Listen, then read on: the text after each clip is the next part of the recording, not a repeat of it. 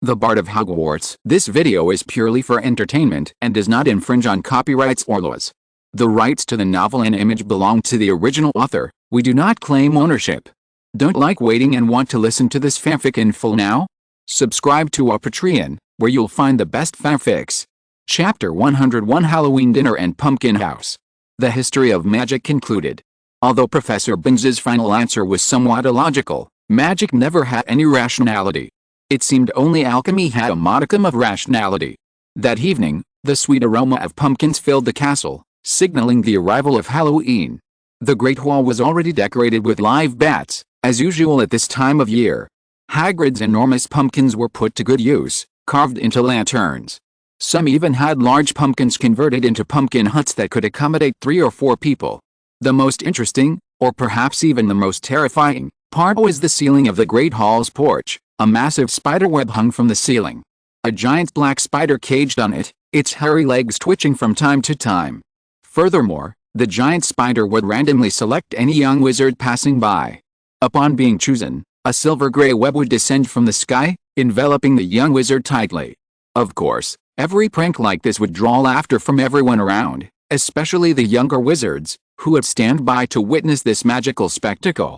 Click! A crisp sound, accompanied by a flash of white light, filled Colin with excitement. It all felt like a dream, from receiving the owl letter, boarding the Hogwarts Express, to rowing to the castle. Everything here seemed incredible to him, especially today, his first holiday and first dinner since starting school. The countless magical scenes had him worrying about running out of film. Across the hall, Ino, upon seeing the flash of white light, belatedly realized a thought. He could not only be a bard in a fantasy world, but also a professional photographer. After all, these past 3 years had been filled with so many regrets and partings. If only he had a camera earlier. Old John's Town Square, the White Witch's snow castle, the elves in the dense forest, the decisive battle at the foot of Lonely Mountain, if only all of this could be preserved. Looks like I'll have to ask old Davis to modify a camera tomorrow. Just as Ino was distracted, Draco's voice reached his ears. Why are you here just now? Hurry up. I had Goyle grab a pumpkin house long ago. Ino didn't accept Draco's invitation as usual. He knew the pumpkin house's purpose well. At Hogwarts, they were also known as the Halloween lovers' houses. Because they were limited in number, they were always in high demand. Just imagine, a boy inviting another boy to a lover's house. It was bizarre no matter how you looked at it. What are you thinking? Draco said, a little annoyed after realizing it. Pansy and Daphne are already inside. Goyle grabbed a large pumpkin that can easily seat 4 people. Oh. Let's go. Ino nodded easily. The moment he heard the invitation, his pressure had really increased. He walked along the edge of the hall. Soon, Ino spotted the pumpkin carriage that Goyle had seized. Someone wondered how Hagrid had managed to grow a perfectly healthy pumpkin into the size of a car. Ino, come on in. A small head suddenly appeared in the small window of the pumpkin house. Daphne, perched on the window, greeted with a smile. Inside the large pumpkin, a small table-like base sat in the center, hollowed out on all sides, leaving a raised area covered with matting, making it a perfect seat. Pansy and Daphne sat opposite, the small table in the center covered with various candies and snacks. This is my first time in here, and I didn't expect it to be like this. Ino surveyed the pumpkin house with interest. Honestly, it was hard not to like such a safe little place. Last year, Goyle snatched one, but Quirrell ruined the dinner, Draco said with some pride. As the 3 chatted, Pansy, who had been silent the entire time, suddenly spoke in a serious tone. I know, what's happening now is just like what you said on the train, the difference being that the rats hide in the sewers, and we hide in the castle and the pumpkin patch. Honestly, Pansy's words did seem a bit of a dampener for a festive dinner. However, as Pansy finished her words, Draco and Daphne fell silent. Seeing the inquiring expressions on their faces, Ino felt a bit bewildered. He hadn't expected them to still remember this incident after over 2 months. It was truly surprising. But after a moment's reflection, he decided not to delay any further. After all, this had proven that the young Slytherin wizard was not easy to fool. If they remembered it once, they could remember it countless times. Alright. Let's talk, then. This topic is a bit heavy. Ino sighed softly and looked around. The small pumpkin patch shielded him from the gazes of everyone around him, including the portraits adorning the walls of the Great Hall. Before we discuss this topic, we must first understand one thing: the International Statute of Wizarding Secrecy, signed in 1689, and the changes in wizarding life that followed its official implementation in 1692. Honestly, if he hadn't happened to hear Professor Binns talk about the Muggle-repelling charm today, he'd have struggled to reel off just that information. Time slipped by. Unlike the bustle of the Great Hall, the small pumpkin room was filled with silence. Finally, let us remember this turning point in history and pay tribute to the sacrifices of our predecessors. Without their efforts and struggles, we wouldn't be able to sit here, enjoying delicious food and chatting freely. For about half an hour, Ino recounted Professor Binns's morning lecture on the history of magic. Unlike Professor Binns' usual dry and lengthy retelling, this time he eliminated much of the unnecessary ramifications, streamlining it to focus on the key points of history. We really are like sewer rats. Draco was the first to react, muttering in disbelief. How pathetic. Pansy and Daphne nodded in agreement. Ino was bewildered by the three's baffling reactions. He had simply cut from Professor Binns's content, without adding any embellishments or subjective opinions. Hey, you guys have to do this. This is what Professor Binns taught today. And he also talked about the Muggle-repelling charm. If you're interested, I'll teach you someday. Professor Binns? History of magic? And magic? Draco's eyes widened as he fired off three fatal questions. Yes. History of magic. It's your fault for always sleeping. Ino rubbed his brows in frustration. That old ghost's voice is magical. I wanted to listen carefully, but I just couldn't help myself, Daphne said pitifully. As Daphne finished speaking, Pansy slowly spoke beside her. Ino, why don't you give us the lecture? You're the only one in Slytherin who can stand Professor Binns's nagging. From now on, just like today, after each history of magic class, we'll sit together. I think a lot of people will join in, since last year, except for you, everyone else got either a P or an A. Faced with his real estate creditor, Ino thought about it and agreed. It was a piece of cake. After all, there was only one history of magic class a week. It wasn't worth hurting Pansy's feelings over such a small matter. No problem. After history of magic, I'll find a place to review it for you. Please vote.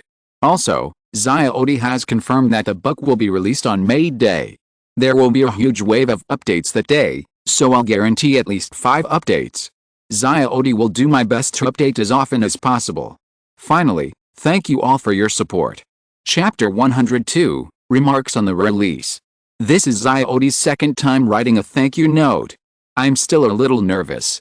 Although this book's numbers are much better than the last, Zia Odie is still a newbie, and there are always some inexplicable emotions weighing on my mind as I prepare for the release.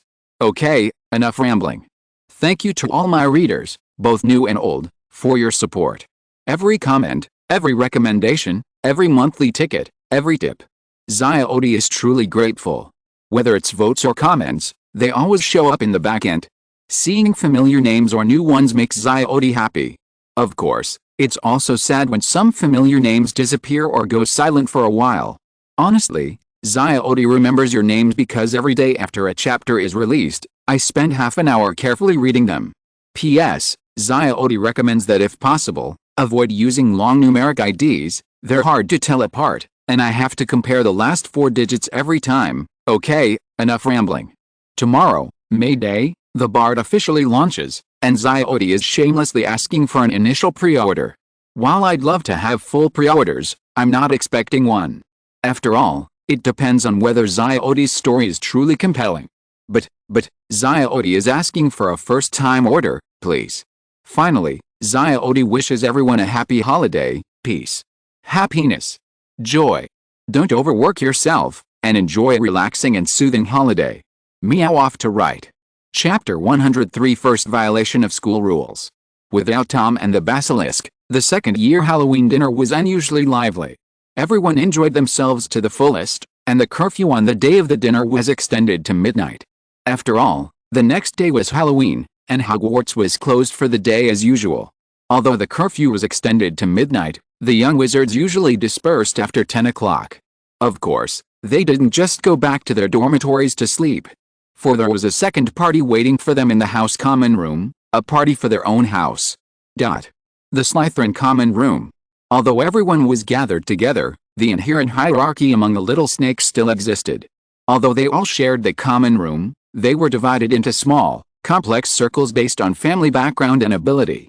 For example, at this moment, Ino was sitting next to only Draco, Pansy, and Daphne, representing the 28 holy pure-blood families, Malfoy, Parkinson, and Greengrass. As for the other little snakes in his grade, they would never actively come here. Even if this was not Ino's intention, the rules were there, and the system was the system. Slytherin had developed its own system over the centuries. The common room was bustling with activity until 11 p.m. After 11 p.m., although no one had returned to their dormitories to sleep, the overall atmosphere gradually quieted down. Most people now sat together, drinking pumpkin juice and butterbeer, eating various novelty candies, and chatting about topics of interest. Feeling that the time was almost up, Ino stood up and walked towards the largest and oldest group in the common room. "Excuse me, Mr. Flint, may I have a few minutes of your time?" Ino smiled at Marcus Flint, the Slytherin Quidditch captain. "Of course. Mr. Swinburne, please follow me." Flint grinned, inadvertently revealing his signature buck teeth. The two of them walked one after the other to a quiet corner of the common room. Ino looked at Flint and said, "Well, I have a favor to ask. Tomorrow during the holiday, I'd like to go on a trip, and I need the hair of a young wizard who's in his 3rd year or above and eligible to go to Hogsmeade." He stated his request directly and frankly, and calmly handed over 2 galleons. Ino had gotten to know Flint quite well over the past few days. The large man across from him was a man of unusual shrewdness. While Flint might not seem particularly bright, he had his own set of rules: no gain, no gain. Simply put, it was about taking advantage. As long as he thought he could gain something from you, even if it wasn't immediately beneficial, he would welcome you with a smile. Similarly, if Flint deemed you mediocre, incompetent, or worthless, he would drop his smile and transform into a stingy and rude senior. Ha ha ha, that's nothing. Flint, seemingly someone who did these things often, took the money naturally, his smile growing even wider. With a wave of his hand, he pocketed the 2 galleons and promised, "I'll be meeting you here at 8 o'clock tomorrow morning at the latest. And don't worry about being caught. The person who donated the hair will keep his promise and won't leave the common room until you return. I promise." "I believe your promise." Ino smiled. Flint was still very reputable and well regarded in Slytherin. After all, he'd never been heard of taking money and not delivering. On the contrary, there were many rumors of him paying double the price because the job went wrong. After making his promise, Ino said goodbye to Draco and the others and headed straight back to his dorm. After all, he had to get up early to go to Hogsmeade tomorrow, so he had to get enough sleep. He didn't even break the school rules. He deserves the points deduction. As he walked, he couldn't help but think of the little lions in the story who sneaked away from Hogsmeade. They used secret passages, invisibility cloaks, and all sorts of fancy tricks, but none of them involved any real thought. Not only did he feel incredibly nervous, like a dark wizard who couldn't stand the light of day, but more importantly, he had no experience at all. He spent the entire trip running through secret passages and exercising his legs. A silent night followed. The next morning, at 8 o'clock, Ino arrived promptly in the Slytherin common room. Meanwhile, Flint sat on the sofa, yawning profusely. Seeing Ino, he wearily stood up and pulled a folded parchment envelope from his pocket. "Rick Sparrow. Half-blood 3rd year, this is enough for the whole day. Don't worry. I'm here." Ino took the envelope. "Thank you, Mr. Flint." The two exchanged a knowing glance, and Flint turned and walked back to his dorm. After all, mornings on holiday should be spent sleeping. On the path leading to Hogsmeade, a slightly plump, short, and acne-stricken young Slytherin wizard was walking alone. This was exactly what Ino looked like after drinking the precocious potion. After easily deceiving Filch's scrutiny, he hurried all the way to Hogsmeade. The precocious potion was incredibly difficult to swallow, and every sip was a welcome change for his taste buds. About half an hour later, Ino hurried to the bookstore and bought a copy of Advanced Potion Making. Then, he left the main street and turned into a quiet alley. Davis Bang's shop was located off Hogsmeade's main street, in a relatively secluded residential area. This made sense, as it was primarily a repair shop. Much like Muggle appliance repair shops, they never opened in busy shopping streets, but rather in various corners of the neighborhood, providing convenient access for housewives to repair broken appliances. Hogsmeade, a hidden street. Houses stood silently on both sides of the street, their walls covered in the mottled marks of time. At the corner of the street sat an old shop, less than 10 square meters. The walls were yellowed, and the sign above the door had long faded. Yet, this unassuming shop possessed a unique charm. The door stood open, revealing a minimalist interior, a long walnut table, a high-backed chair, and a simple storage rack. Nothing else. Sitting on the chair was a gray-haired old man, dressed in a navy blue robe. His face was etched with wrinkles, but his eyes shone brightly. Wearing black, round-framed glasses, the man was intently working on something at the table. The walnut table was covered with a variety of odd parts and tools. The man would occasionally pick up a tool, polish it for a moment, and then put it back down. His movements were fluid, his hands moving nimbly, sometimes with a wand, sometimes with a carving knife, as if every detail was carefully considered, his whole being exuding concentration and composure. Ino stood quietly at the door, not wanting to interrupt. He waited until the old man had put down his tools and finished his work briefly before gently knocking on the door. "Good day, Mr. Davis. I'm asking for votes also. Zyodi has confirmed that it will be released on May 1st. It will be a big hit that day. I'll guarantee 5 updates at least. Zyodi will try my best to update more. Finally, thank you to all the big guys who support me." Chapter 104 10 Musical Instruments and One-Handed Sword. In Hogsmeade, in front of Davis Bangs's shop. "Good day, Mr. Davis." Ino greeted softly, then entered the shop. "Welcome to Bangs Repair, eh?" Davis paused mid-sentence, his eyes narrowed slightly as he scrutinized the man across from him. "It smells like Polyjuice potion. Who are you?" His smile faded, replaced by a calm, interrogative tone. Meanwhile, Ino felt a wave of discomfort as Davis narrowed his eyes. It was like a golden eagle soaring in midair, suddenly spotting its prey on the ground and locking its piercing eyes on it. It was a strange feeling, as if he were the prey, locked in Davis's grasp. The slightest movement would bring the eagle's swooping attack. "It's me. Ino from the next alley. I snuck out of Hogwarts." As Ino explained, Davis's smile returned, even more kind than at the beginning. "Ino, I always thought you were a good kid, but I didn't expect you to be bad. You sneaked out. I'll write to Phileas later." Although it was a rebuke, Davis's tone and expression were like a teasing joke. "He's useless." Ino waved his hand gently. "I'm not a Ravenclaw. Professor Flitwick can't control me." "Yet, you're not a Ravenclaw." Davis's eyes suddenly dimmed, and then he muttered, "What a world. If you don't look at what Ravenclaw has become, I really don't know what they are doing." Okay. Interrupt me first. I have limited time, and the Polyjuice potion is too hard to drink," Ino said hurriedly. The contact during the summer vacation made him know that Davis would sometimes be like an ordinary old man, lost in memories, and began to reminisce. So, without further delay, he got straight to the point and stated his request. "Mr. Davis. Here's the thing, I need custom-made instruments. Lots of them. Clarinets, violins, timpani, harps, saxophones, guitars, trombones.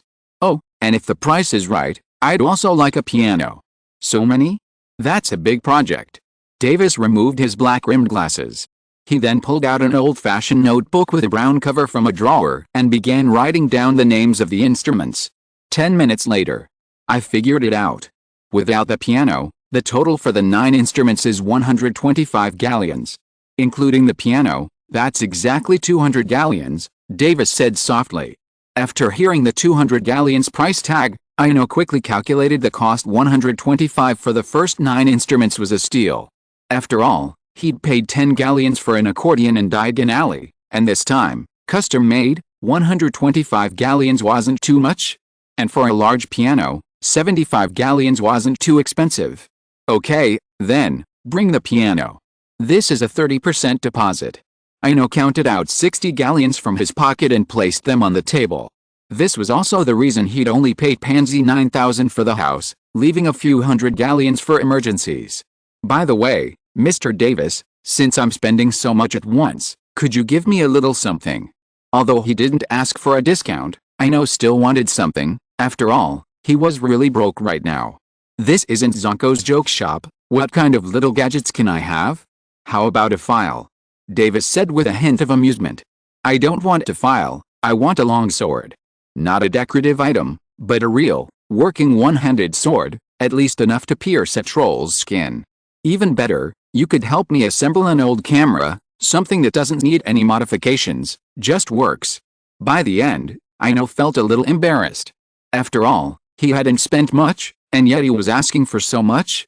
A longsword that pierces troll skin? You're telling me this is a free gift after spending 200 galleons? Then how about I give you the sword of Gryffindor?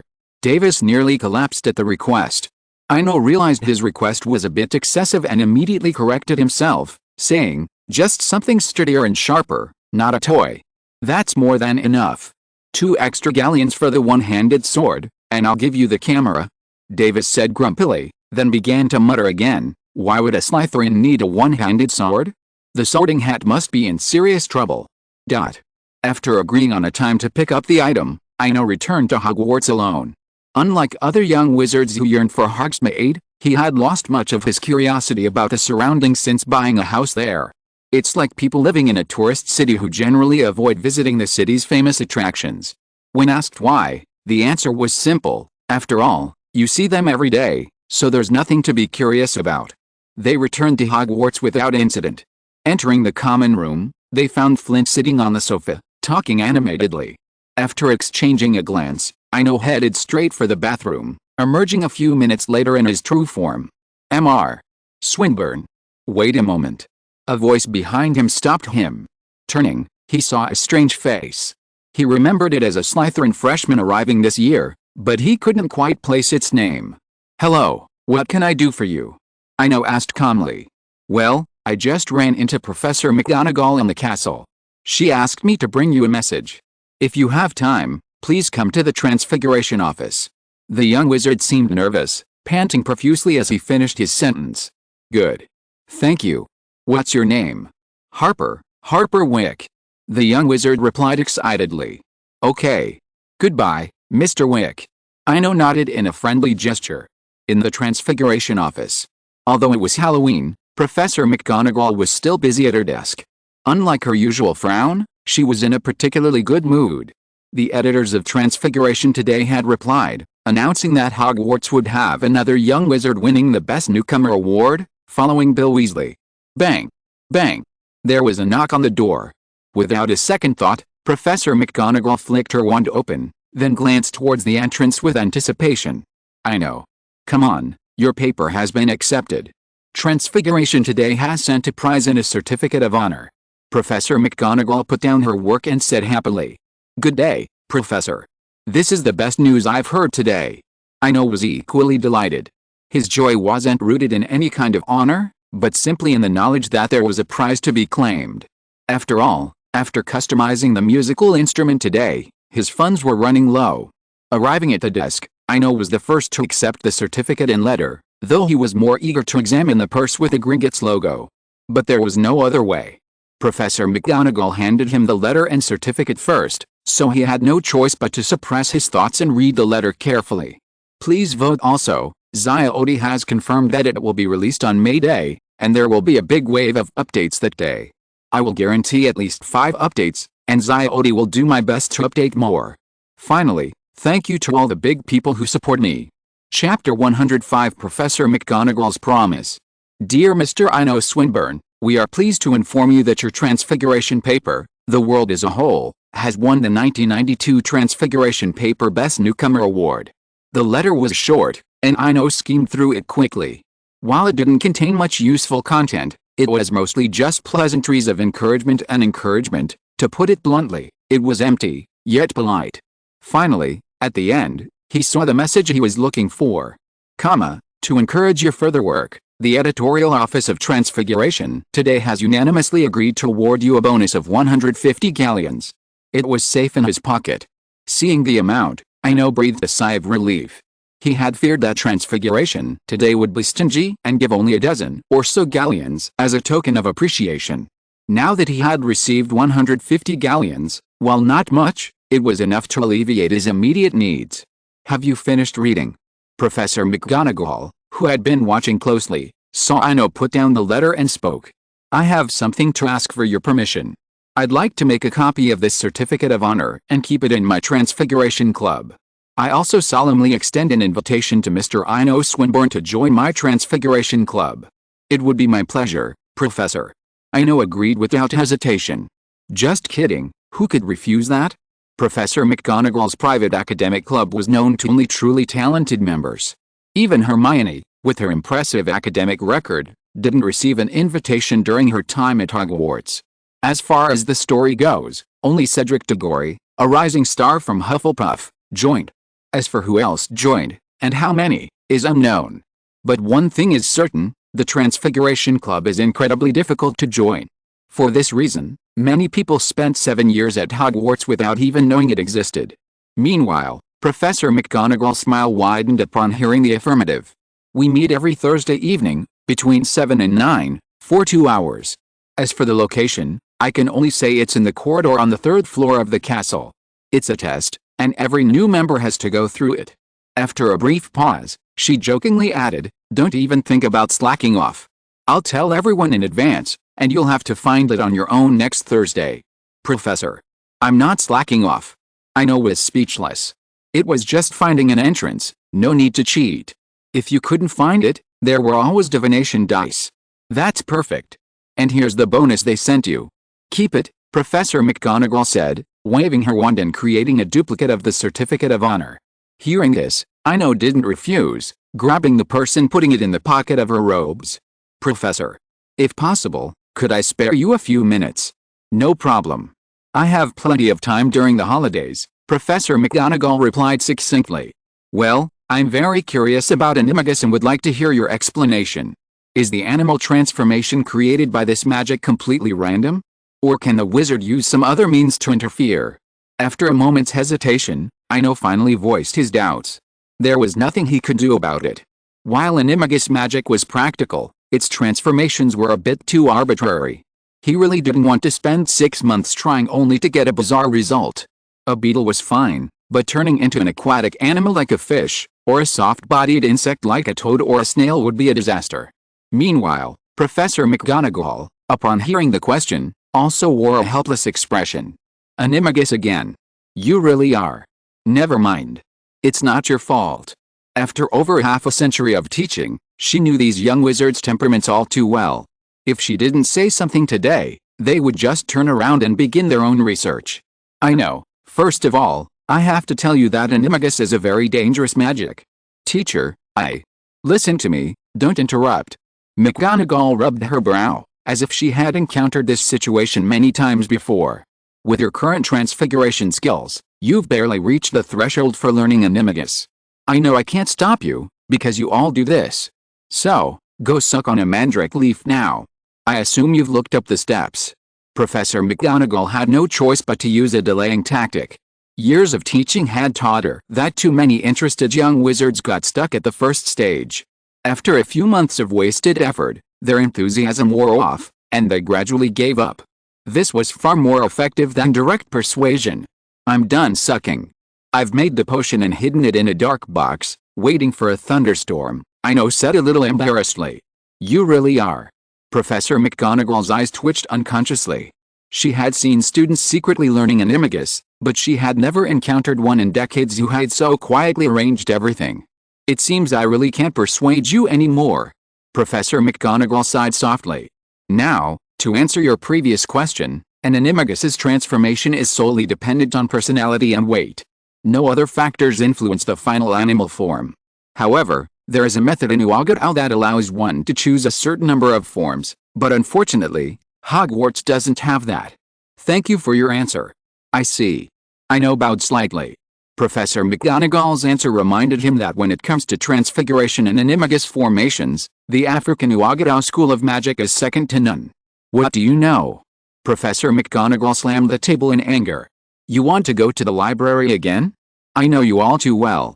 Transfiguration in Uagadao isn't as simple as you think, unless you're going to school there now. Observing Professor McGonagall's expression, Ino decided to end the conversation, though he still planned to look for relevant information in the library. Observation, in fact, is sometimes mutual. As Ino observed Professor McGonagall was also secretly observing Ino. You want to run away again? Their transfiguration magic really can't be learned from books. Wagga doesn't even need a wand. Throw down your wand and turn me into a needle. Professor McGonagall seemed a little excited, and took out a match from the drawer and threw it on the table. I'm not running away. I just plan to take a look, not to learn. Ino said weakly. To be honest, whether facing Dumbledore or Snape, he thought he could communicate with ease. But only when facing Professor McGonagall, there was always a feeling of returning to the distant past, the innate weakness when facing the class teacher at school. Forget it. Remember to notify me when you want to drink the potion. Professor McGonagall sighed. After a moment, as if making a decision, she said resolutely, I really don't want you to mess up your transfiguration. Too many young wizards in the past have suffered permanent damage from animagus problems. As for registration and anything else, rest assured, I'll just ignore it. It seemed that Professor McGonagall was just like that. Although she was retro, rigid, and polite, her students' safety always came first. Faced with such a professor, Ino felt no resistance at all. She said solemnly, Professor, don't worry. I'll definitely let you know before drinking the potion. Meow, May Day holiday, double your monthly passes. Don't save them, give them to Ziote, or they'll expire. Please save. Please recommend. Please vote. Chapter 106, Duel Club Without Basilisk. After his appointment with Professor McGonagall, Ino returned to his dorm with his certificate and prize.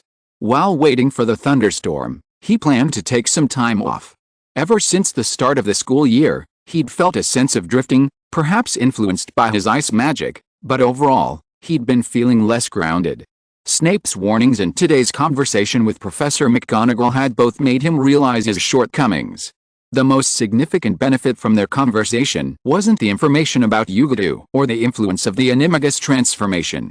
The biggest benefit was Professor McGonagall's casual remark, throw away your wand and transmute a match into a needle. Those simple words completely shattered the last shred of pride in him. Arrogance comes from ignorance, humility comes from wisdom. Ino sat on the edge of his bed in his dorm, muttering to himself. Throw away his wand, and he couldn't even transmute a needle. No matter how many excuses he had, no matter how skilled his ice magic was, no matter how terrifying the anaconda was, the fact remained, without his wand, he couldn't perform transfiguration. Looking at the certificate of honor for the best newcomer award in his hand now, it has become a bit glaring. The red wax seal looks more like a circus clown's nose, funny and ridiculous. Ino stood up and opened the box beside the bed without hesitation, then put the best newcomer award at the bottom of the box. Time always passes slowly and steadily. On the third day after Halloween, Hogwarts welcomed the first snow. With the arrival of the first winter snow, the temperature dropped rapidly, and the entire castle was covered in silver, looking particularly clean and dazzling. Perhaps because of the cold, the young wizards all liked to hide in the common room, because the huge fireplace burning with a warming charm makes the whole room warm as spring. Perhaps it is really because of the weather, the whole castle is a little listless, and the overall spirit of the young wizards is also a little sluggish.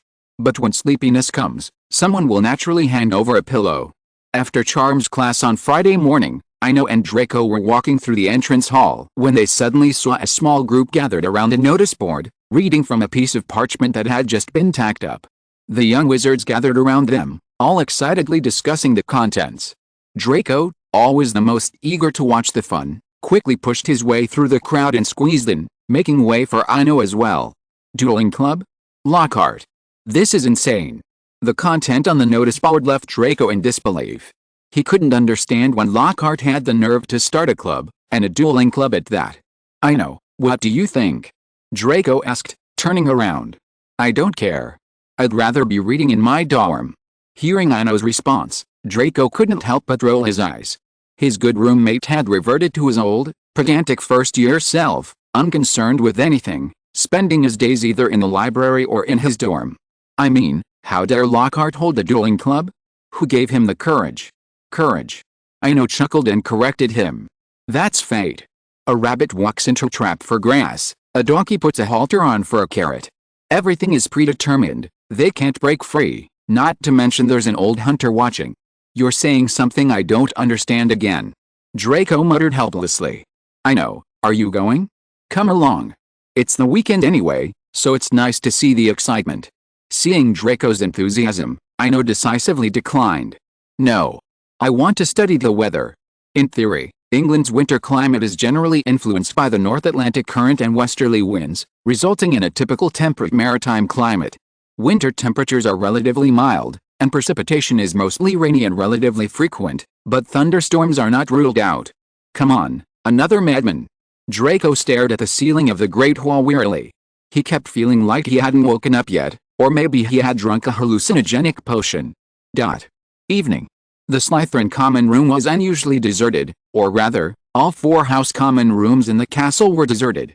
Over 80% of the young wizards had gathered, though their motives were different. Some were there to watch the joke, others were genuinely anticipating it. In short, the dueling club had attracted a great deal of attention. After all, the castle had been remarkably peaceful this year. Not to mention fights, not even a quarrel had occurred. Of course, none of this had anything to do with Ino. The round table in his dormitory was covered with books on weather and climate.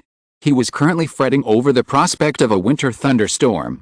It had been nearly 6 months since his last foray into a fantasy world, and if nothing unexpected happened, the next one would surely arrive before Christmas. This was the reason for his anxiety. He wanted to complete his animagus study before embarking on a new story. However, England's climate had only seen a handful of winter thunderstorms in the past decade. Time passed by. In contrast to the silence of the dormitory, the Great Hall was bustling with activity. The long tables representing the 4 houses vanished, and a gilded stage appeared along one wall, illuminated by hundreds of candles floating overhead. The ceiling once again turned a velvet black.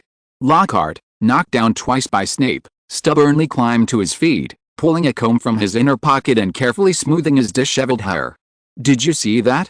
I took the fall twice just to show you, even though fighting back is so easy for me." As if noticing Snape's grimace, Lockhart quickly changed the subject. "Now it's time for you to take the stage, Harry. Come on, don't be shy." After Harry stepped forward, Lockhart glanced around and announced, "I need someone to duel with Harry, preferably someone in the same year, so that the duel is fair." "I'll do it." Draco stepped forward, interrupting Lockhart's performance and glaring at Harry with disdain. "Hey, Pot, you better hope you're wearing underwear today." It was a simple remark, but it made Snape's eyes snap open. After a moment's pensive thought, a hint of anticipation crossed his face. Meanwhile, Harry, though oblivious to the connection between fighting and underwear, fought back with unyielding determination. "Malfoy, you're everywhere, like a noisy toad. Why can't you just be quiet? Sometimes I really don't want to bother with you, yet you insist on coming up to me." Draco's face flushed crimson at Harry's almost piercing accusation. Without another word, he drew his wand and stood across from Harry, making his stance clear with his actions. "Meow, May Day holiday, double your monthly passes. Don't hold on to them, give them to Little D, or they'll expire. Please bookmark. Please recommend. Please vote." Chapter 107 Greenhouse and Thunderstorm. Slytherin Dormitories. "So, not only did you hang Harry with a fuchsia, but you also hung Ron." Ino looked at Draco curiously. This all went back to a quarter of an hour ago, when Draco, beaming with joy, pushed open the dorm door and launched into a relentless tale of his greatest moments. While much of it was flowery, Ino managed to nail the key points. "Yes, that's right. I hung them both up," Draco nodded emphatically. "You have no idea how dangerous that was. Scar had hurled countless spells at me. If I hadn't dodged them so swiftly. Oh, and that poor red-haired bastard, when he saw Scarhead hanging, he suddenly leaped out and tried to sneak up on me. He didn't even consider his own abilities, still trying to sneak up on me. I dodged again, then backhanded him with a fuchsia, and he was also obediently hung. It's a shame they were both wearing pants." Draco grumbled, his tone filled with regret. It was an epic scene, and Ino felt a little regretful for not participating. No one could have imagined that the events of 15 years prior would be repeated once again, in a more even-handed duel. It was all just a sigh of fate. "Looks like Professor Snape is destined for a good night's sleep." Ino sighed softly.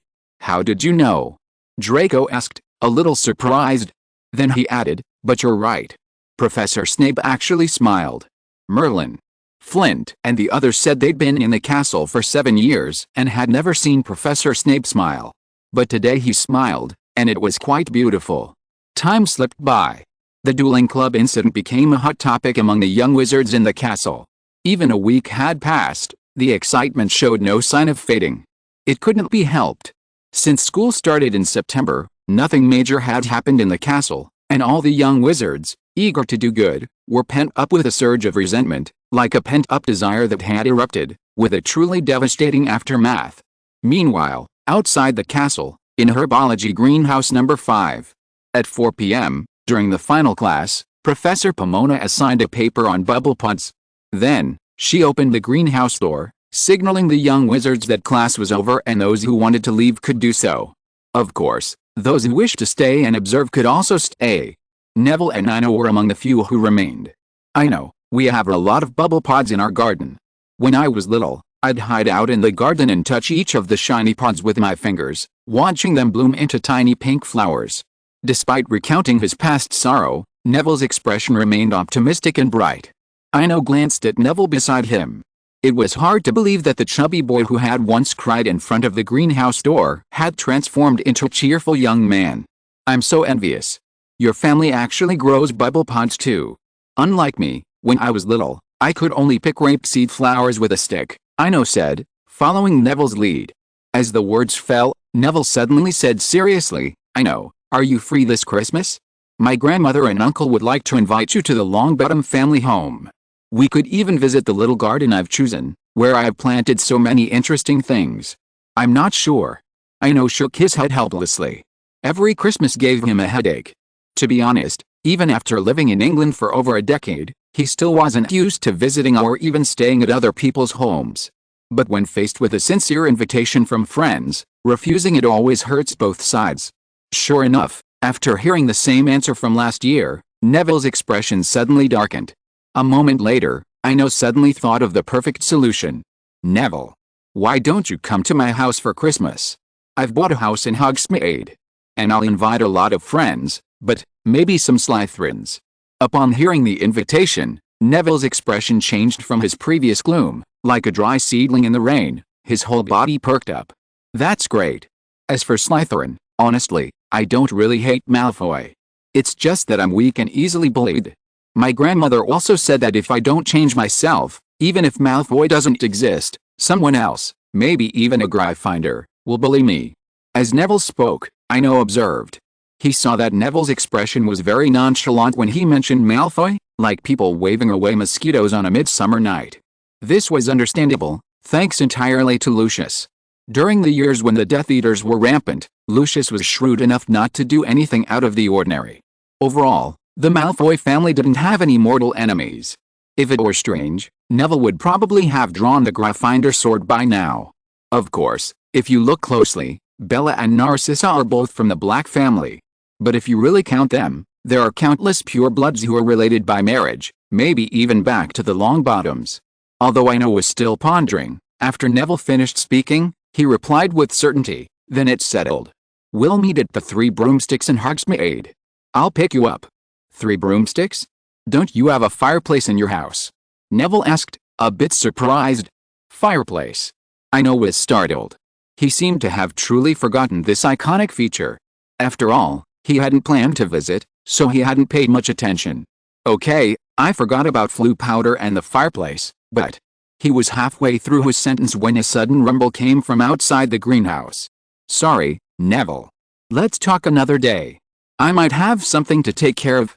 With that, Ino quickly ran out of the greenhouse. If he wasn't hallucinating, that sound should have been distant thunder. Sure enough, after leaving the greenhouse, he saw the sky west of the castle, as if wound up by an invisible giant hand. The clouds hung low, thick as lead, as if shrouding the entire world in their shadow. Without a second thought, Ino quickly headed towards the castle. He had to prepare everything before dark and inform Professor McGonagall. However, some things are always unexpected. As soon as he reached the castle gate, he saw Professor McGonagall standing in the entrance hall with a look of helplessness. I knew it.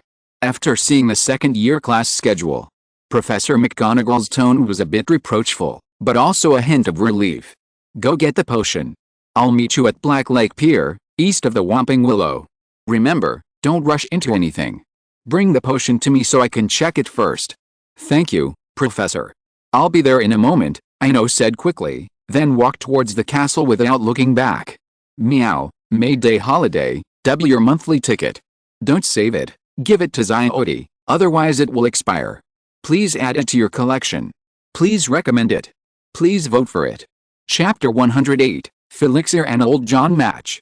Back in the Slytherin dormitories, Ino opened the sealed wooden box and took out the animagus potion. He then picked up the Felix beside him, uncorked it, and drank it down in one gulp without a second thought. The Felix entered his mouth, a subtle coolness sliding down his throat, like a glass of iced mint soda on a scorching summer day. The coolness and fragrance instantly dispelled the summer's drowsiness, leaving behind only a sense of freshness and tranquility. It feels so good. Ino murmured, feeling a profound sense of clarity and comfort in that moment. Perhaps this was the fundamental meaning of the Felix, a sudden enlightenment that brings ease to everything. After a brief delay, he quickly opened his suitcase and, from the Muggle mode compartment, pulled out a box of old, burnt matches. This was the box of matches old John had given him when they parted ways. Ever since receiving them, Ino had kept them in the suitcase as a souvenir. But now, with the help of the Felixir, he felt a voice telling him that the matchbox would be very useful. Outside the castle, clouds rolled in the western sky, constantly shifting shapes. Deep within those clouds, occasional flashes of lightning flashed, weaving through the clouds, appearing and disappearing like ghosts, a precursor to a thunderstorm. East of the Whomping Willow, by the docks of Black Lake, Ino handed the animagus potion to Professor McGonagall. A moment later, Professor McGonagall checked it carefully and said, "The potion is fine. Drink it when I tell you to. And be sure to pronounce the spell clearly. This is very important. Do you understand?" Ino nodded seriously at Professor McGonagall's advice. "Thank you. I will be very careful." The preparations for the animagus transfiguration spell had taken nearly a year, and during that time, he had read a lot of information, all of which talked about the dangers of magic and various real-life cases of injury. In the original story, the success of old Potter and his companions was truly the blessing of luck. Horizontal ellipsis. Time slipped by. At some point, the wind around them gradually died down, replaced by a heavy silence. Get ready. When the first thunder sounds and the potion turns a deep crimson, drink it quickly, Professor McGonagall instructed, her wand drawn. There was a hint of anxiety and unease in her voice. After hearing Professor McGonagall's instructions, Ino remained silent, nodding earnestly. After all, he couldn't afford to be distracted at this moment. Then, he pulled the box of matches from his pocket and gently opened it. Estimating that only about a third of the matches were left, he carefully pulled out a match and scratched it against the phosphorus side of the box. Sizzle. With a soft click, the match ignited. Miraculous. Like a flame of hope in the darkness, like the faintest yet most resilient starlight in the night sky.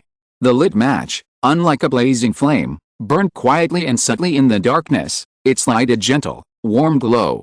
Each flicker seemed to tell forgotten stories, tales of love, redemption, and hope. The flames gently dispelled the surrounding darkness, bringing a touch of warmth. The tiny flame held a magical power, offering a glimmer of comfort on the chilly night.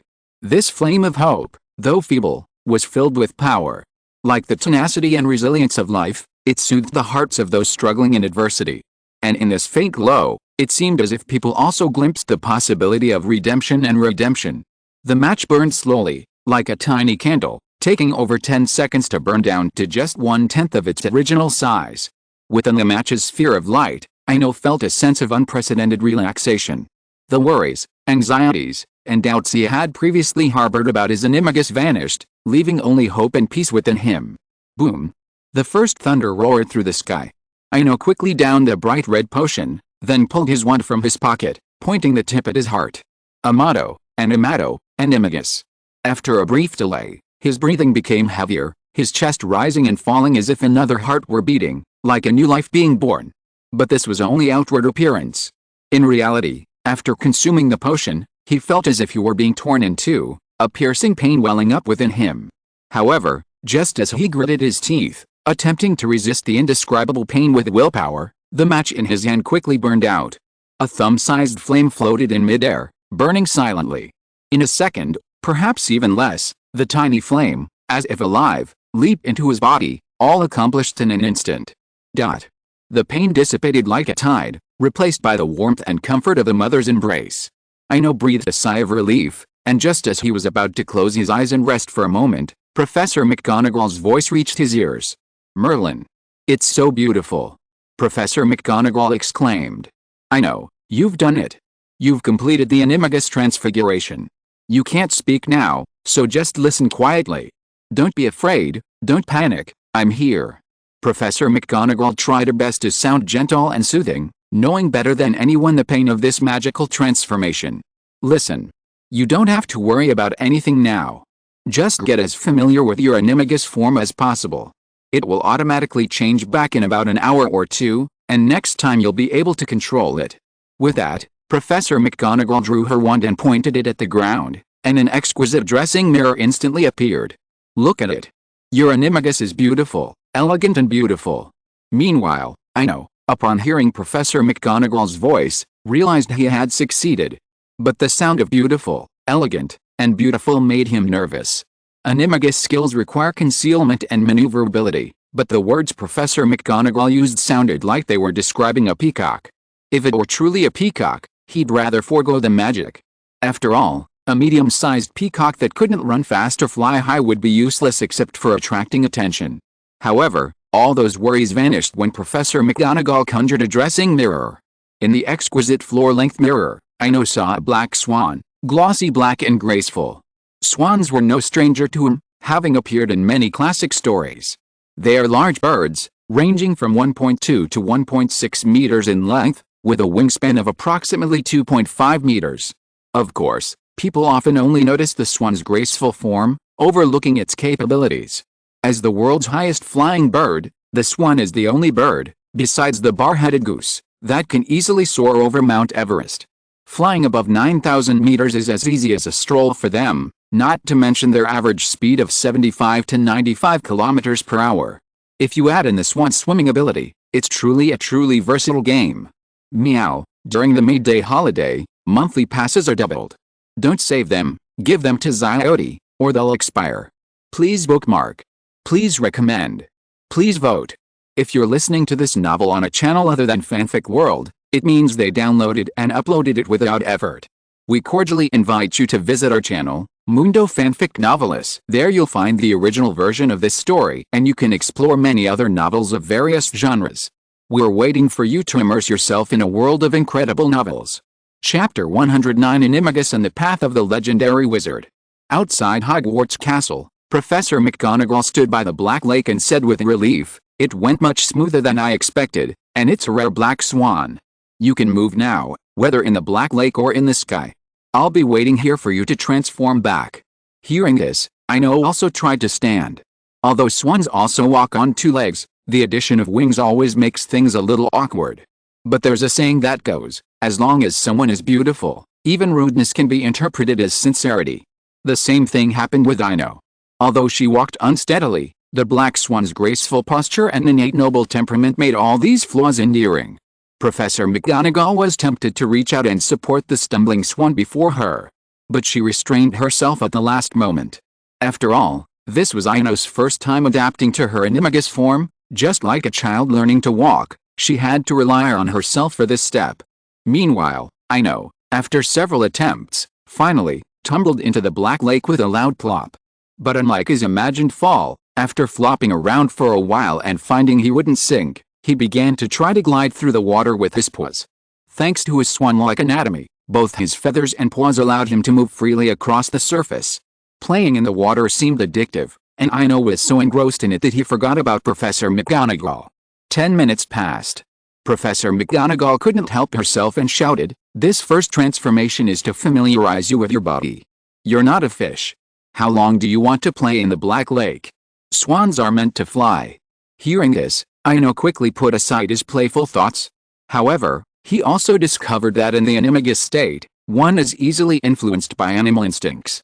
It was like becoming a swan and loving the water. Thinking of this, he couldn't help but glance at Professor McGonagall. The tabby cat. The graceful swan's neck swayed gently, and Ino shook off any rude thoughts in his mind. He then spread his wings, ready to attempt flight. On his first flight, he wasn't familiar with the swan's takeoff steps, but he did know a few things about the widely circulated 9 steps and 18 beats. This refers to the swan's repeated treading on the water before takeoff, adjusting its posture and gathering strength to flap its wings and soar high.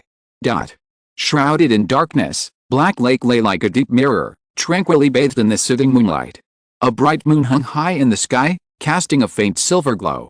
Suddenly, ripples began to form on the lake's surface. A beautiful black swan stretched its graceful neck, then flapped its wings vigorously, a papa sound that shattered the tranquility of the lake. With powerful flapping of its wings, the swan's body gradually began to rise lightly. Like a black spirit dancing in the air, it traced beautiful arcs. By the lakeside, Professor McGonagall observed this scene and nodded with satisfaction. In mid-air, the moment Ino soared into the air, he instinctively learned to fly, just as he had learned to swim the moment he fell into the water. Flying and swimming are both innate abilities of swans. They require only activation and a brief adaptation before they can be mastered. He enjoyed freedom, unfettered. In that moment, he truly experienced the wind and the eagle. Hogwarts Castle grew smaller and smaller in his eyes, and so did his altitude. The stratosphere, or stratospheric layer, hovers at an altitude of 10,000 meters. Among known birds, only swans can reach this altitude. Even bar-headed geese soar to only 9,000 meters. After a brief moment of excitement, Ino in the sky began to reflect on his recent experience. First, the severely underestimated matches, the last relic left by old John's daughter in the snow. This wasn't just a thought, it was more like a miracle. Perhaps it transcends magic. Ino thought to himself in his black swan state. He quickly dismissed the absurd idea. How could someone who hadn't even entered the Temple of Magic assess something as transcendental? Regardless, the matches old John had given him were the most powerful and mysterious objects he had ever encountered. Even the divination dice teacher Hans had given him, while practical, still lacked the vastness of a burning match. If one had to draw a comparison, only Dumbledore shared a similar connection with the matches. That was pure love, boundless love. The difference was that Dumbledore's was the love of one man. The burning match, that gentle, small flame, seemed to embody the love found in countless fairy tales, folklore, and stories spanning millennia. As Ino thought of this, a figure gradually emerged in his mind, Harry Potter, the protagonist of this world's story. A story that began with love and ended with love. Voldemort cleverly broke Lily's protective spell, but ultimately lost to love. Perhaps it was the effects of the Felixir of life. Ino felt as if he had gained a great deal of clarity, as if he had uncovered a glimmer of the magical world's inner workings. But this also brought with it more doubts. 4 houses, 4 founders, shrewd, brave, wise, and loyal. Teacher Hans's steadfastness against greed, Dumbledore's boundless love. It seemed as if these legendary figures always found their own path, or rather, forged their own path. What about my qualities? Ino couldn't help but sigh. Quality wasn't freedom. While he yearned for it, it was merely an attitude and a way of life. But one thing he was certain of, others' qualities were definitely not suitable for him. For thousands of years, no legendary wizard had ever inherited the qualities of the 4 founders. Dumbledore was a prime example. Even as a legendary wizard, he didn't inherit Gryffindor's bravery. Perhaps, after reaching the pinnacle of bravery, he found the path that was meant for him. Ino thought about Professor Flitwick's talk of magical emotions, about Dumbledore's troubled life. But just as he was about to ponder further, the feeling of ease and inspiration vanished. A sense of loss washed over him. But after a brief moment of disappointment, a greater joy arose, for he had discovered the correct way to use the Felix potion. This magical potion wasn't like the original story, taking a sip and then playing Quidditch or becoming a goalkeeper, or even taking a sip and imitating an auror in solving cases and finding clues. That would be a sheer waste of resources. Perhaps the true purpose of the Felix potion was to encourage thinking and learning. A sudden inspiration seemed to provide a guiding light, like a signpost at a crossroads, allowing one to easily find the right route and reach their destination. My dear Professor Snape. At that moment, Ino thought of his own headmaster, whose powerful and invisible power and mastery of potions were truly unparalleled. If the first animagus transformation hadn't been completed, he would have wanted to fly back to the castle to find Snape to show his face and learn how to make the Felixir potion. In the past, perhaps he didn't have enough money and couldn't use his face to show his face, but now he really dared to give it a try. After all, Draco used the fuchsia to hang not only a man named Potter, but also Potter's followers. Most importantly, all of this was done in an upright manner. There were no sneak attacks, No taking advantage of the enemy's unpreparedness, and all actions were completed in the duel arena, in full view of everyone. Meow, during the midday holiday, the monthly tickets will be doubled. Don't save them, give them to Zyoti, otherwise it will expire. Please collect. Please recommend. Please vote. Chapter 110 The second class of the small class. In the Slytherin dormitories, Ino quietly used a water-making spell to clean the branches and leaves of a potted plant. The emerald green leaves grew increasingly translucent, like the rising sun, imbued with boundless vitality. After a moment, he watered the flowers as a matter of routine, then quietly sat down in a nearby chair. The thunderstorm was yesterday. As Professor McGonagall had said, once one could survive the initial transfiguration, they would master the animagus skill and could basically switch forms in an instant. Of course, he knew it wasn't because of his transfiguration prowess, but simply because the animagus was unique. It was like eating, drinking, and breathing air. When a baby is born, once they take that first breath, they don't have to worry about not breathing anymore. People seem to be inherently fickle. Often, before one thought has even passed, another one quietly arises. Ino thought again of today's magical history lecture. Professor Binns, in his unchanging voice, recounted the thrilling story of the Goblin Rebellion of 1752 in England. Although Professor Binns's speech was calm and composed, the death, sacrifice, and bloodshed were simply too numerous to count. Knock. Knock. A short, orderly knock on the door brought Ino's thoughts back to the present. It was opened from the outside. Draco had undoubtedly returned with someone, as he always did. Whether he was bringing Goyle, Crabbe, or another outsider into the dormitory, he would always knock before opening the door. When Draco returned alone, he wasn't so particular, often simply pushing the door open. "Ino, we're here. Sorry, there's a little too many of us today," Draco said apologetically upon entering. Ino looked up in surprise. 1, 2, 3, 4. Wow, 9 people filled the spacious dormitory. Draco, Goyle, Crabbe, Pansy, Daphne, and 4 other second-year Slytherin girls. "It's okay. It's good for everyone to learn together," Ino said casually. After all, since they were already here, he couldn't just kick them out. After History of Magic ended today, Pansy and Draco suggested reviewing, also mentioning they would help a few students who wanted to improve their grades. He'd agreed to this, but he hadn't expected 9 people to show up at once. Slytherin isn't like Gryffindor or Hufflepuff, where a single year often has dozens or even hundreds of students. As the smallest house, these 9 people comprised nearly half of the second-year wizards. Looking at the young faces before him and the bare furnishings of the dormitories, Ino waved his wand, and 9 pristine white high-backed chairs suddenly formed from the ground. He then performed transfiguration, transforming the icy chairs into ordinary wood. This ease wasn't achieved through transfiguration, but rather through frost magic, which easily transforms the same volume and texture. Unbeknownst to Ino, this clever trick of transfiguration also shocked the young wizards in front of him. Draco was fine. After all, he had seen the frost anaconda before, but among the remaining few, whether it was Pansy or Daphne, their eyes sparkled. "Please take a seat. We are ready to begin reviewing today's content," Ino said softly. His voice was low, but without the slightest delay, the 9 people present chose a chair close to them and sat down quietly. Today, Professor Binns will still be talking about modern history, but this time it will also be about a tragic event. The Goblin Rebellion of 1752. In the mid-18th century, in England, the Goblin Lala, known as the Scruffy, led a rather serious rebellion, and as a result, she appeared on the chocolate frog card. The rebellion was caused simply by the lack of goblin representation on the Wizengamot. The content this time was a bit heavy, so he didn't adopt a bardic tone, simply narrating calmly. The rebellion swept across England, killing countless people, the elderly, students, even infants. Pureblood, half-blood, or muggle-born, no one was spared. Goblins don't care about a wizard's bloodline. In their eyes, we are all wizards, without distinction, and without distinction.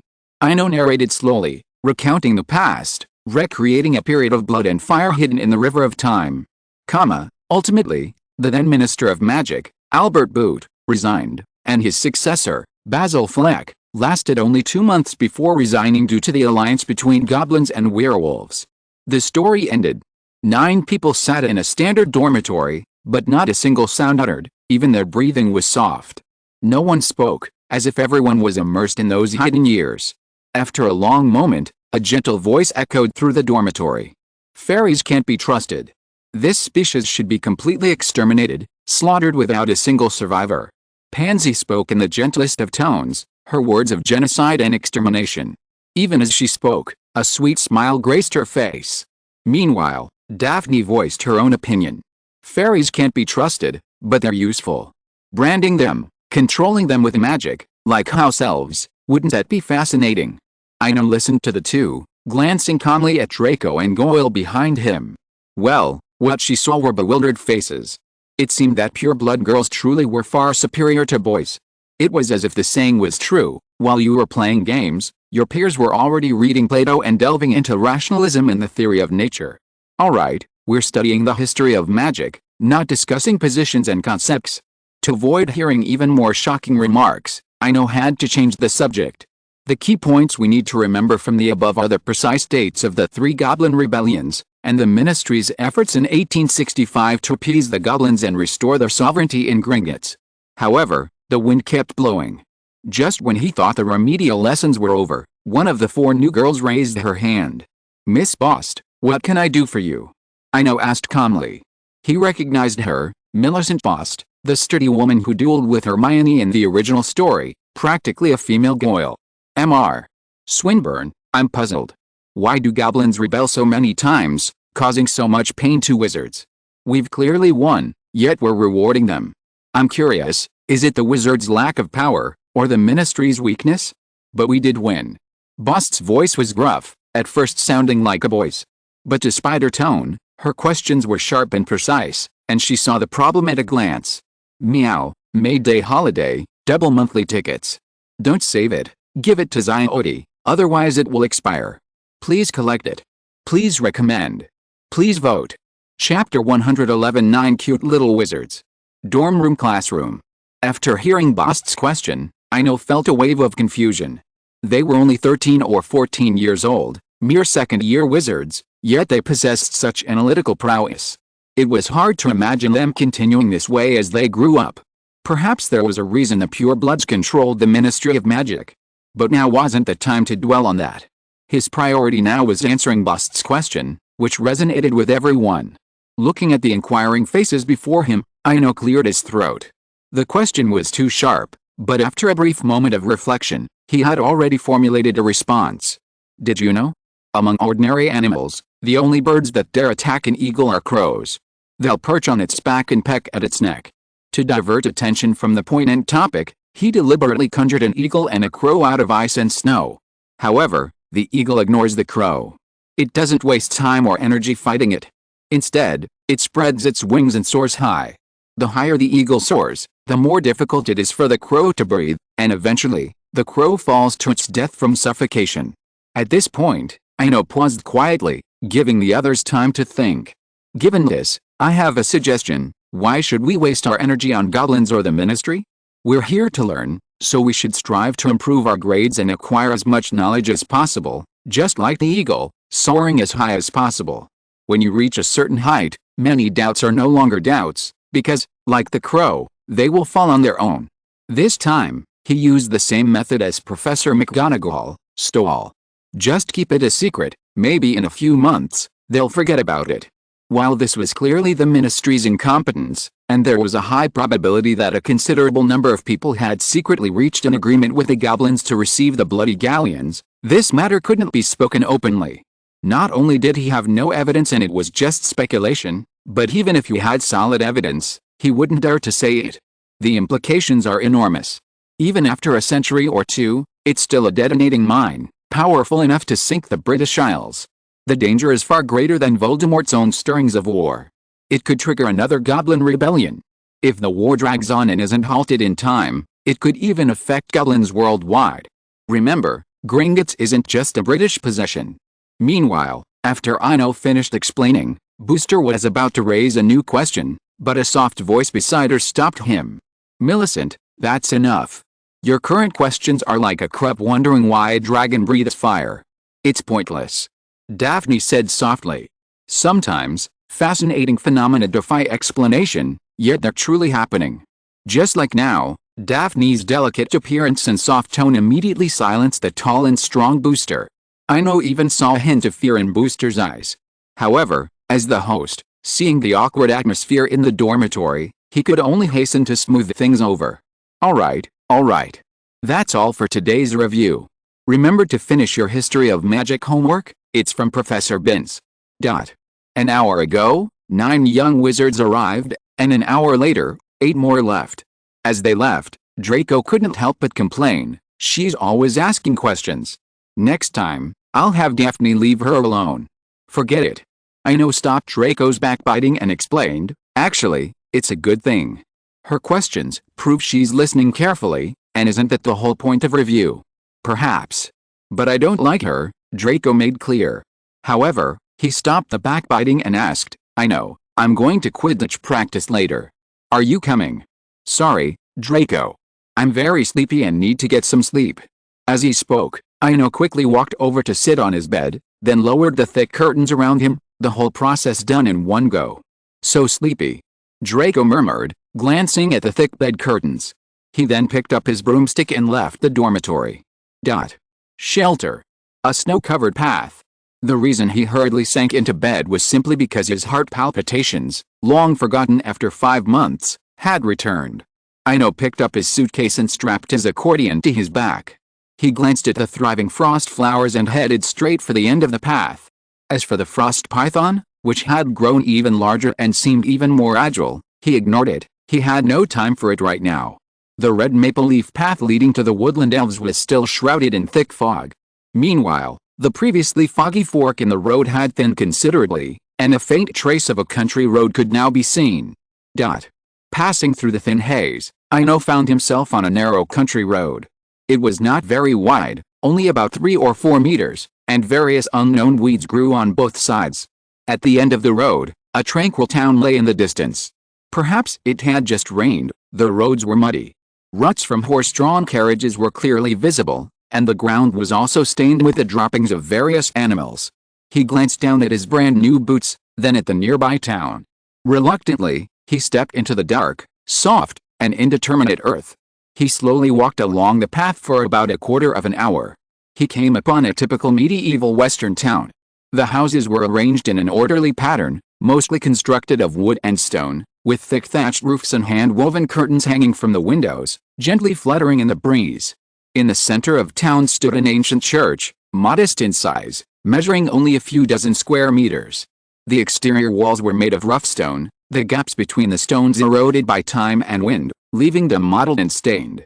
The walls were devoid of elaborate carvings, only a few narrow windows, each containing a few panes of stained glass.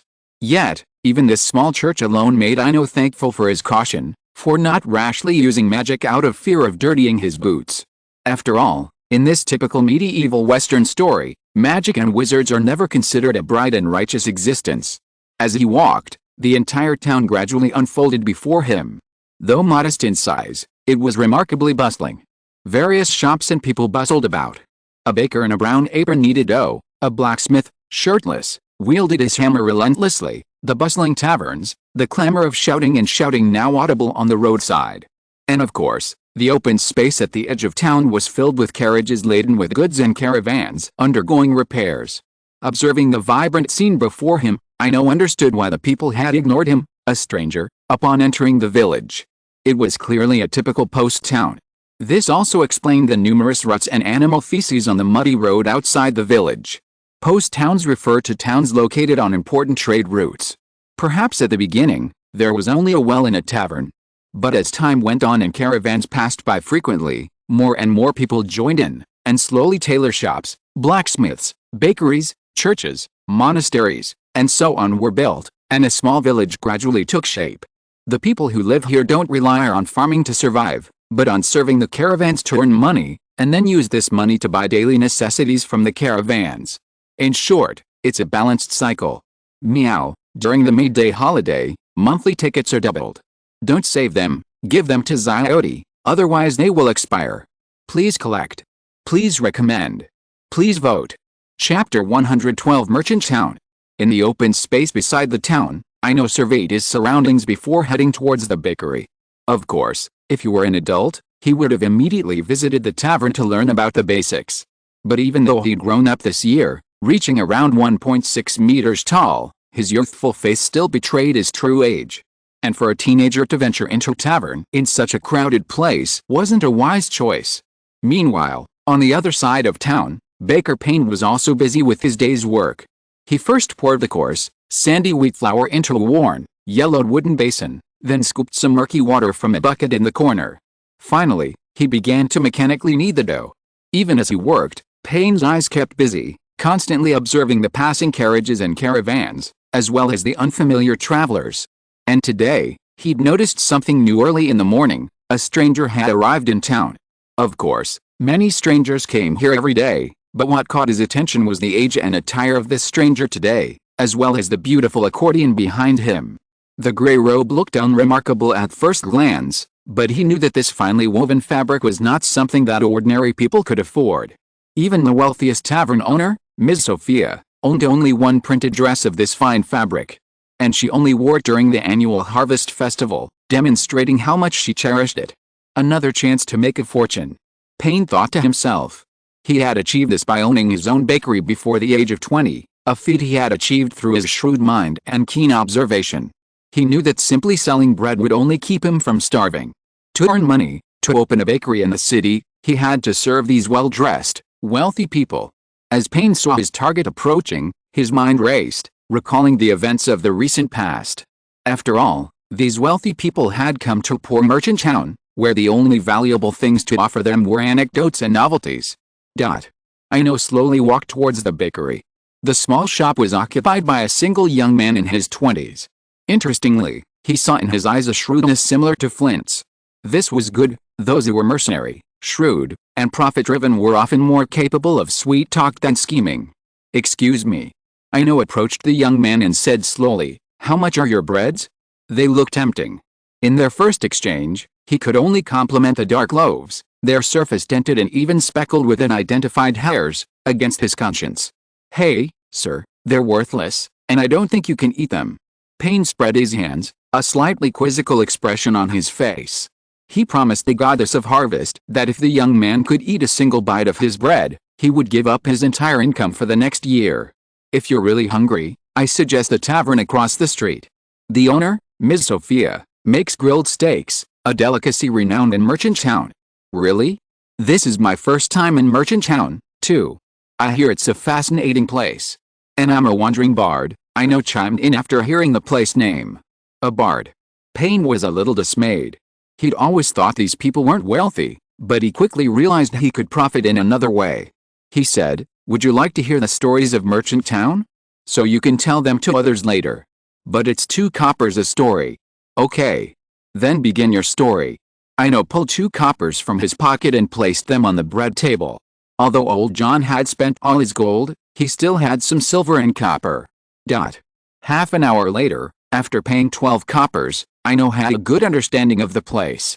First, this was a vast world, a boundless land, home to countless cities and kingdoms, a world filled with stories. There were elves in the forest, demons in the wilderness, old witches in ruined towers, mermaid legends by the sea, and so much more. After leaving the bakery, Ino headed straight for the open space where the carriages were parked. In such a vast world, if you didn't encounter a story happening, you wouldn't want to leave for a while. Living there for a month or even half a year was common. So, he decided to return to his old job, not only to find something to do, but also to expand his pockets. After all, the few silver coins he had left probably wouldn't cover the cost of a few days at the tavern. In the open space where the carriages were parked, under the curious gazes of the merchants, Ino slowly played the accordion. This was a way to attract customers. Of course, minstrels had many different methods. Some drew pictures on the ground with sand, some played bamboo clappers, and some even performed acrobatics. The goal was single-minded, to attract attention. After all, only by attracting enough attention can one profit from the story to be told. Otherwise, with only 1 or 2 people listening, even the slightest departure would be a grave loss. After a few minutes, the song ended. Ino looked at the 20 or so people gathered before him and slowly began. Far away in the misty mountains, a hidden kingdom lies between the mountains. Within this kingdom's capital, countless treasures are piled high, with endless gold and gems, But this boundless wealth finally attracted the attention of a dragon. Opening with a keynote and then flashing back to the past is a surefire way to keep the audience engaged.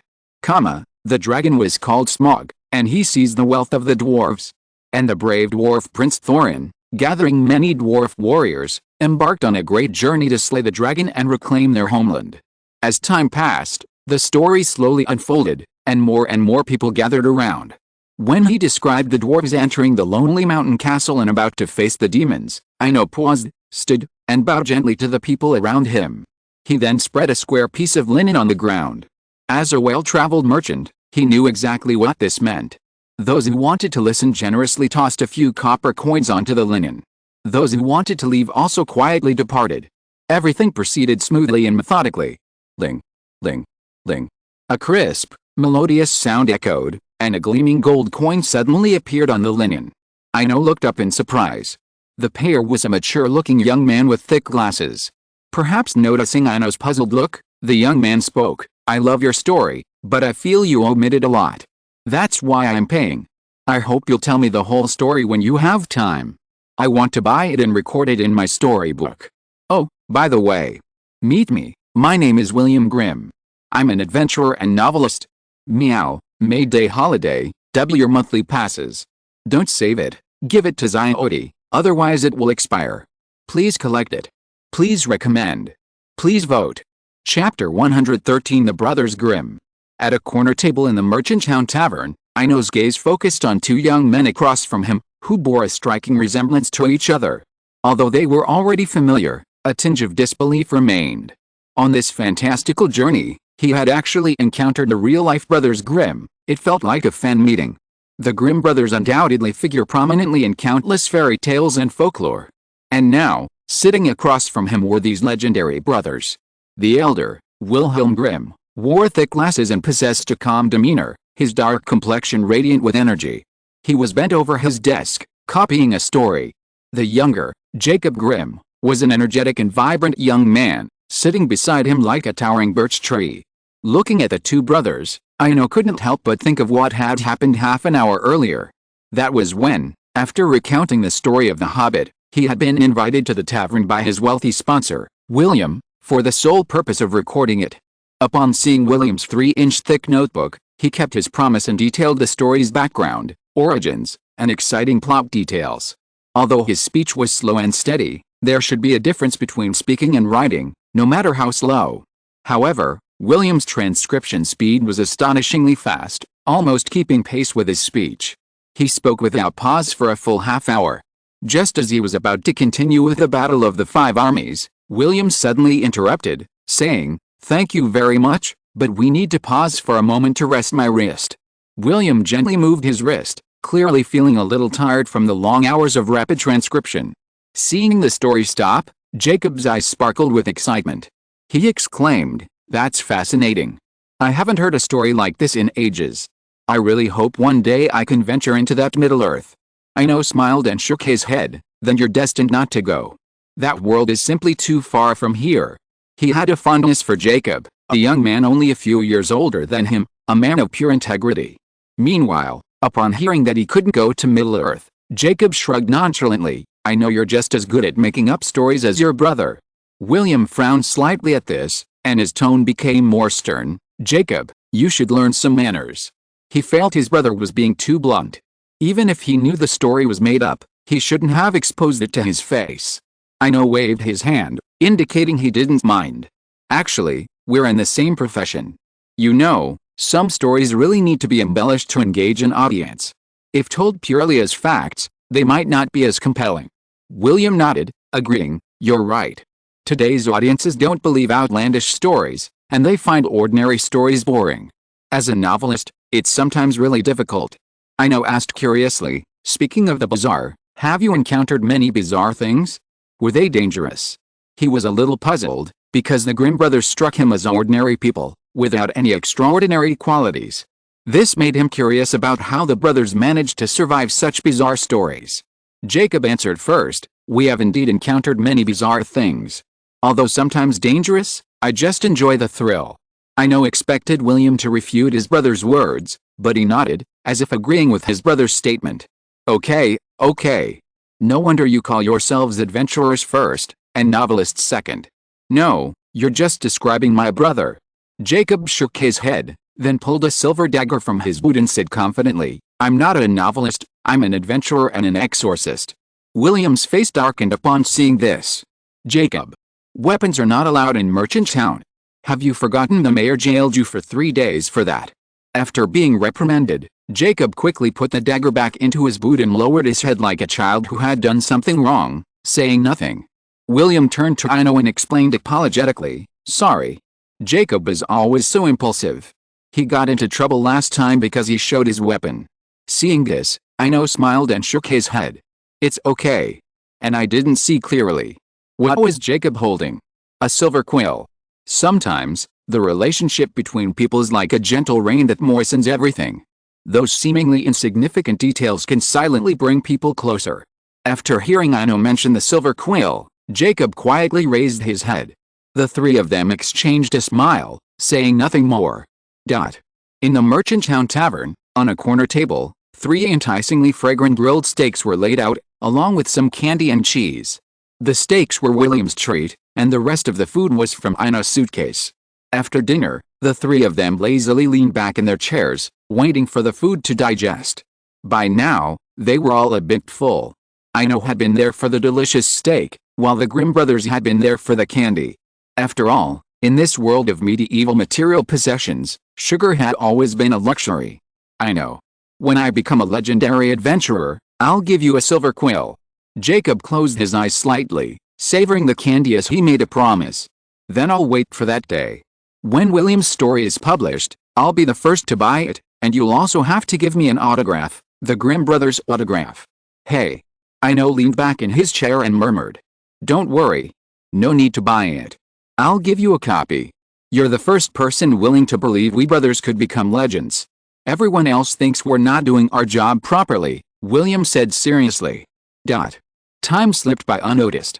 Ino also stayed in Merchant Town for a full 7 days. During the day, he would go to the small square outside the town, where merchants parked their carriages, to tell stories. After dusk, he would return to the tavern to chat with the Grimm brothers. It wasn't a chat, but more of him telling the stories, while William took notes. As for Jacob, he simply joined in the fun, sometimes even asking for a few pieces of candy. In a corner of the tavern. After finishing his recital of Narnia's 7th book, The Last Battle, Ino picked up the raspberry wine on the table and moistened his lips. Another wonderful story. I'm a little ashamed to have listened to so many of your stories for nothing. William sighed, putting down his quill. Hearing this, Ino waved his hand. It's okay. We agreed to keep accounts. Don't worry about it. As their relationship grew closer, he realized that the Grimm brothers really didn't have much money. The brothers' only source of income came from part-time exorcists, earning a modest fee, but overall, it barely made ends meet. The gold coin William received on the first day was simply a way to show off his wealth, and it was likely the last coin he had in his pocket. After a few seconds of silence, William suddenly spoke. Ino, do you believe in magic? I mean real magic, not the sorcery of witches and demons. Meow, May Day holiday, double your monthly passes. Don't save them, give them to Ziote, or they'll expire. Please add this to your collection. Please recommend it. Please give me your monthly passes. Chapter 114 William's Magic Beans and a New Story. In the dimly lit tavern, William's words blew past his ears like a gentle breeze, catching Ino off guard. So, what's the difference? His voice was inquiring, as he struggled to digest this sudden information. The difference is huge. Jacob, who had been sitting quietly in the corner, took over and spoke eloquently. Magicians are honored guests at court, wise men sought by kings. Meanwhile, witches and demons who wield sorcery exist in the shadows, like filthy reptiles, shunning the light of day. But then again, true magicians are indeed rare. I've only seen one once. They are profoundly learned and intelligent, often secluded in libraries, conducting their research. For this reason, many even believe magicians are mere legends. Listening to Jacob's account, Ino couldn't help but touch the wand in his sleeve. Honestly, this week of medieval life had been a torment for him. The inability to bathe and the daily grind through the feces-strewn streets had left him exhausted. In Merchant Town, horse and mule manure was practically everywhere, a mixture of fresh and dried, truly unbearable. Since you believe in magic, that's easy. William breathed a sigh of relief. He continued, I can pay for your storytelling in another way. I'll give you some magic beans. Before he could finish, however, Jacob interrupted him. Come on. My dear brother, this isn't right. Someone else deceived you, and now you're deceiving Ino. It's illogical. William, embarrassed by Jacob's words, argued, well, how can that be considered deceiving? But his voice trailed off, finally becoming almost inaudible. Okay, Jacob. Perhaps you're right, William sighed helplessly, then turned to Ino. I'll put the storytelling fee on the books for now. I'll give it to you when I have the money. Although William stopped talking about the magic beans, Ino's curiosity was piqued. He had read many stories about magic beans, and he was curious about what kind of magic beans William held. William, money isn't the issue. What I want to know more is what those magic beans are. Hearing Ino's question, William sighed softly, a touch of Ukrainian melancholy etched across his face. The person who gave me the beans was a forest elf I met during one of my adventures. She told me they were magical beans blessed by the goddess of harvest. If I let the seeds germinate, they'll grow into a 3-foot-tall oak tree. As he spoke, William pulled a small wooden box from his pocket and placed it on the table. He opened the lid, revealing a collection of slightly yellowed, pea-like seeds. Look, these are them. Plant them and wait for the oak trees to grow. Every year during the harvest festival, countless gold coins will grow on the branches, allowing people to feel the joy of a good harvest. But they never sprouted. Jacob ruthlessly exposed his brother's lie. And, are you sure you didn't eat them as snacks? Is this all you have left? Last time I saw you, there was still half a bag. Watching the two brothers interact, Ino smiled silently.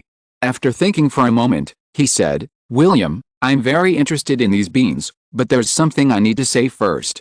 After seeing these magical beans, he wanted to try to follow a different path from Teacher Hans, to forge his own path, a path similar to equal exchange. After all, following someone else's path will always limit your height, just like the 4 founders of Hogwarts. William. Jacob. Ino looked at the two brothers seriously. Actually, I'm a magician's apprentice. What I want to say is, these magic beans might be real, but I need to show them to my teacher. So, are you still willing to pay for the story? A fair exchange isn't about deception based on information asymmetry, it's about transparent, known transactions. As Ino finished speaking, the Grimm brothers suddenly looked up. Unlike William's pensive gaze, Jacob's eyes were like the dawn, piercing a thin mist, a dazzling, almost frightening glow. Despite this, Jacob didn't speak without permission, as usual. He turned to William, as if waiting for his brother's response. William, a man of much experience, paused briefly before smiling and saying, That's truly unexpected. Although I knew from the beginning that you had other identities, I only assumed you were of noble birth. William pushed the wooden box on the table forward, saying, I agree to the exchange. Even if it truly yields gold coins, it's just a snack bean in my hands. Ino didn't take the box, but instead carefully pinched out 3 beans from it. It's a fair trade. Even though you agree, I'll only take 3. Narnia, Pirates of the Caribbean, and The Lord of the Rings, 3 stories in total. The other smaller stories are free. Seeing the deal sealed, Jacob eagerly said, Ino, tell me about the magician.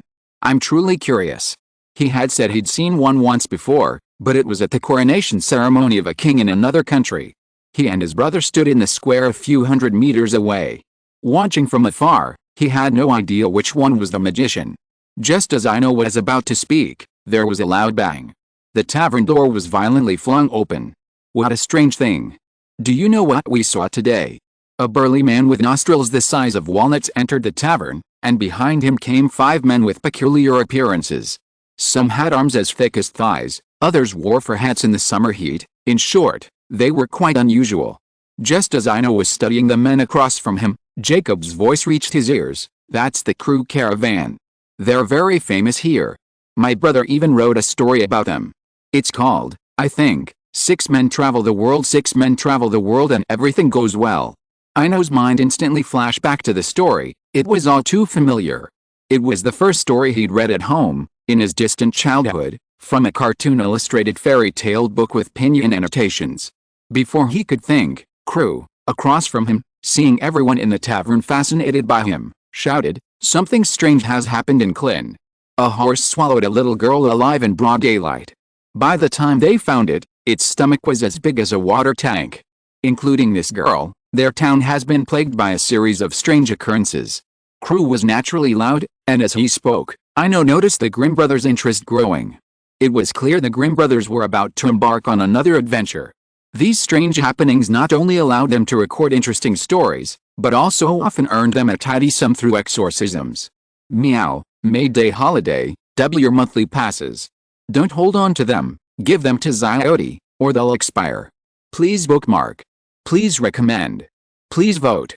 Chapter 115, Ruined Tower in the Forest. Clint Town. An old carriage was traveling through the town. Suddenly, it stopped by the roadside, and three young men emerged from its tattered carriage. Ino pulled a silver coin from his pocket and handed it to the driver, then surveyed the strange town before him. Beside him were the Grimm brothers, who hadn't ventured in yet, but also stood outside, observing the scene. Yesterday, after hearing Crew's description of the town at the tavern, the three of them packed up and set off overnight. Unlike the Grimm brothers, who were seeking adventure and profit, Ino came purely for the experience, to expand his storytelling repertoire. As a bard, experiencing the stories of the legendary Grimm brothers was undoubtedly fascinating. It was also a source of confidence born of his strength. Had he encountered such a strange situation before, his first thought would have been to escape, never to approach out of curiosity. Outside Clint Town, a haze blanketed the sky like a perpetual curtain. The clouds were thick and low, seemingly poised to crush the crumbling town. There's something fishy here. Outside the town, William, adjusting his glasses, suddenly voiced his opinion. As he finished speaking, Jacob quickly drew the silver dagger from his boot.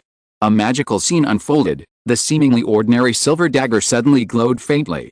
Though the light was faint, it gave off a sacred, inviolable air. Show yourself. Ino, wand in hand, cast a spell to detect dark magic at the town, but found nothing. There's something fishy here, but my magic can't detect it. Don't be afraid. I'm here, Jacob declared, dagger in hand. In that moment, he was no longer the frivolous young man who craved candy in the tavern. He seemed reborn, sharp and courageous. Ino didn't let Jacob's words lower his guard. He knew he wasn't a legendary figure like the brothers Grimm, and there were things he couldn't take lightly. Guard it safely. After casting a spell to protect against curses, he stood aside, wand in hand. Let's go in and find out what's going on first. William looked up at the clouds, then turned and said, Jacob, put away your weapons. It's not time to use them yet. The three of them slowly walked into Clint Town. The town was deserted, even a little desolate. The buildings were mostly stone huts, their walls covered in moss and vines, and all the doors and windows were closed. Occasionally, someone passed by, their face always gloomy. Let's split up and find out what's going on. Ino, you follow Jacob. William looked at the deserted streets and turned around and said. He was now a little worried about Ino, a boy who looked no older than his younger brother. Although he claimed to be a magician's apprentice, he only held a stick and muttered along the way, and no magic was seen. Just as they were about to separate, a shrill cry rang out from the other side of the town. The three of them exchanged a glance and ran directly towards the source. The other side of the town. Near a well, a faceless little girl stumbled along, while behind her, a humanoid monster, its body made entirely of mud, bounded and stalked. A crowd had already gathered near the well, attacking the monster with sickles, rakes, and other farm implements. However, the monster's body was made of mud, so these attacks were completely ineffective, merely slowing it down. Though covered in rancid mud, a closer look revealed a face with strikingly handsome features. Considering the faceless girl, the answer seemed self-evident. Petrify. Just as the monster was about to reach the girl, a flash of white light appeared. The mud monster instantly stopped moving, then began to develop white marble patterns throughout its body. A moment later, it lay motionless, like a stone statue. Ino lowered his wand. Though he hadn't fully grasped the situation, the moment he saw the monster, he decisively cast the petrification charm. Perhaps a fire charm would be more effective, but considering the missing girl, he had no choice but to restrain the monster. Magician. Exorcist. Witchcraft. Seeing the monster subdued, the surrounding townspeople began to discuss the situation. Before Ino could explain, Jacob drew the silver dagger from his boot and stabbed the petrified monster's heart with precision. With a bang, the monster shattered into a scattering of stones of varying sizes. The little girl, who had also lost her features, now regained her original appearance. "Mom!" The girl, who had been quiet until then, burst into tears. At the same moment, a middle-aged woman holding a sickle rushed over and embraced the sobbing girl. In the girl's home. Ino and the Grimm brothers listened quietly to the girl's mother's narration. Unlike other peasant women, she was clearly worldly wise, her words revealing a certain knowledge. "What do you think this is?" William looked at the girl's mother, Emily. "I don't know, but there's a rumor that these strange things are connected to the ruined tower in the forest." Emily shook her head, a look of fear still lingering on her face. "This is the 9th strange thing to happen in this town in the past 6 months. Each time, the victim is a teenage girl. I plan to take my daughter away from here. The town is cursed." "Can you tell us about the ruined tower?" William asked. "There's nothing much to say. Everyone here knows." Emily suddenly stood up and pulled a yellow notebook from the corner of the room. "These are my father's notes. He used to be the pastor here. They contain all the records of the ruined tower. It's said that 100 years ago, a princess was imprisoned in that tower." William took the notebook and read it carefully. Half an hour later, Ino also figured out the whole story. It was clear that the problem lay with the ruined tower in the forest. About 100 years ago, an old witch, who had peeped at the beautiful princess and wanted to possess her, commanded crows to capture her and imprison her in the tower. However, all this was discovered by a brave soldier. While the old witch was out, the soldier secretly climbed the tower to meet the princess. As a result, after their tryst continued for a while, the witch finally discovered them. The soldier killed her, but he also died from his injuries. Witnessing her lover's death, the beautiful princess went completely mad and began to study the witch's evil magic in an attempt to resurrect her lover. However, this reckless behavior also attracted public attention. The church sent a small team of exorcists, including Emily's father, to seal the evil princess. I thought everything was settled, but now it seems that the seal was not working. Meow. During the May Day holiday, monthly tickets are doubled. Don't save them, give them to Zyoti, otherwise they will expire. Please add me to your collection. Please recommend me. Please vote for me. If you're listening to this novel on a channel other than Fanfic World, it means they downloaded and uploaded it without effort. We cordially invite you to visit our channel, Mundo Fanfic Novelis. There you'll find the original version of this story and you can explore many other novels of various genres. We're waiting for you to immerse yourself in a world of incredible novels. Chapter 116, Tower in the Forest. The second day in Klin Town. At the edge of the forest, mottled light and shadow cast a halo of semi-darkness. Ino helplessly looked at the eager Grimm brothers. Just yesterday, after they rescued the little girl from the mud monster, the mayor hired them for 15 gold coins to solve the strange things happening in the town. They only did a preliminary investigation and didn't even know where the tower was. But this morning, the Grimm brothers set out to explore the forest. The forest before them was filled with all kinds of bizarre trees, their branches twisted, as if they had experienced countless painful struggles. The bark was covered with mottled cracks, as if ruthlessly torn by time, revealing the hideous wood inside. There was no bird song, no insect chirping, not even wind. Everything around was dead silent. Ino held his wand and looked cautiously at the eerie forest. "William, Jacob, are you sure we want to go in now? We don't even know the direction." Upon hearing this, William pulled a sharp dagger from his boot and said helplessly, "I know everything you've said, but we have no choice. This happened 100 years ago. Emily doesn't know, and no one else knows either. We can't ask anyone." Jacob nodded in agreement, clearly a familiar sight for the two brothers. As they were about to enter the forest, Ino took a deep breath and said, "You two wait here. I'll go to the sky to determine the direction." With that, he suddenly leaped into the air, transforming into an elegant and mysterious black swan. Its broad, glossy black wings reflected a brilliant blue glow in the sunlight. With two powerful flaps, by the time the Grimm brothers realized what was happening, the black swan had broken free from gravity and soared more than 10 meters above the ground. From the sky, Ino surveyed the entire forest. The area here was larger than he'd imagined. With no clues, he flew as high as he could, the principle that the higher you stand, the farther you can see, always true. He spiraled upwards, gaining altitude as he did, and everything around him grew smaller and smaller. Finally, a different scene came into view. To the southwest, a vast expanse of desolate ground appeared amidst the bizarre dense forest, like a leaf gnawed by insects. Having spotted something different, he had to investigate. Finding the right direction, he flapped his wings and flew at full speed. In about a quarter of an hour, he arrived above the desolate clearing. It was a truly desolate area, with no vegetation on the gray-brown soil. In the center of the clearing, a dilapidated tower stood tall. Its spire had collapsed, but the main structure remained. Judging by the 3 or 4 meter tall, eerie willow tree in the distance, the slender tower seemed to reach a height of 100 meters. Ino slowly lowered his altitude, and as he flew low, the tower came into view in its entirety. The dilapidated tower, as if corroded by sulfuric acid, was pockmarked with pits. Withered vines crawled across its surface, resembling the severance of a decaying arm, its veins brimming with dried blood. The surroundings exuded an ominous, cemetery-like atmosphere. 12 massive coffins neatly surrounded the tower. These coffins were crafted from an unknown black material, their surfaces engraved with eerie patterns. Their layout bore a striking resemblance to the 12-hour markers on a clock, seemingly revealing the laws of time. The ruined tower, the 12 stone coffins, looked down from mid-air like a vast, abandoned clock face. The difference was that this clock only had a dot in scales, lacking hour and minute hands. Ino didn't linger. After taking in the full view of the tower, he quickly gained altitude and returned the same way. After all, the atmosphere here was quite oppressive. Even just now, while flying low, he had sensed a pair of invisible eyes watching from the shadows. At the edge of the forest, William and Jacob sat on the ground. William, however, was writing in a thick notebook. Jacob, meanwhile, was bored, whittling away at a branch with his silver dagger. After a while, seemingly tired, he dropped the branch.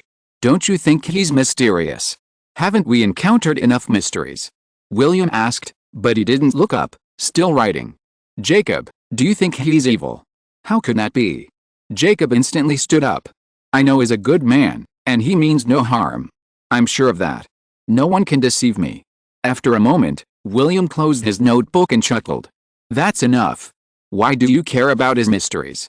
Everyone has their secrets. As friends, we should respect them, not explore them." Jacob was about to say something when William interrupted him. "Well, our friend is back." At the same time, a black swan slowly descended from midair. 3 feet from the ground, it instantly transformed into a young man. "We've found the tower, southwest, but it's strange." After completing his animagus transformation, Ino immediately recounted what he'd seen and heard, including his estimated distance. "The missing girls from town are probably inside the sarcophagus. We must reach the tower before dark." As he spoke, William pulled a small marine compass from his pocket, adjusted his direction, and headed into the forest. The 3 of them journeyed through the maze-like forest. William, holding the compass, walked in front, with Ino and Jacob following behind. Whether it was the compass or something else, the journey was surprisingly smooth. 2 hours later, the towering tower was already visible in the distance. "Halt!" William suddenly shouted, then sheathed his compass and assumed a defensive stance. The sky suddenly darkened, and before they knew it, hundreds of crows had gathered. They circled in the sky, emitting shrill, piercing cries. "Someone is trying to stop us from reaching the tower." Jacob raised his silver dagger high. The pure white blade shone with a dazzling light. The crows, as if they had encountered a natural enemy, though they didn't seem to want to swoop down and attack as before, didn't leave either, continuing to circle in midair. Taking advantage of the brief respite, the 3 of them reached the base of the tower. Gazing at the tower, over 100 meters high and devoid of any stairs, William turned and asked, "Ino, do you have a way to get us up? We've found the source of the curse. Now we just need to have Jacob plunge the dagger into the witch's heart to completely break the curse. As long as you're not afraid of the cold, there's a way." Ino replied, glancing around. Even as he answered William's question, he felt a lingering unease, a sense that this trip had gone too smoothly. It was like a fight match. The moment one of their competitors took the stage, their opponent suddenly lay on the ground. Even if the Grimm brothers were the protagonists, that wasn't how they'd play a match-fixing game. And these crows had a strange presence. They don't seem like obstacles, but rather like reminders, silently saying, "Look, you've found the right place." "Meow," During the midday holiday, monthly passes are doubled. Don't save them, give them to Zyodi, otherwise they'll expire. Please collect. Please recommend. Please vote. Chapter 117 Princess Olivia. Beneath the tower, Ino's mind raced. Though he felt something was fishy, he had no evidence at the moment. He could only take things one step at a time, hoping to enter the tower first. If that didn't work, he could just use his animagus spell and escape. After all, he'd learned that magic for the sole purpose of escaping.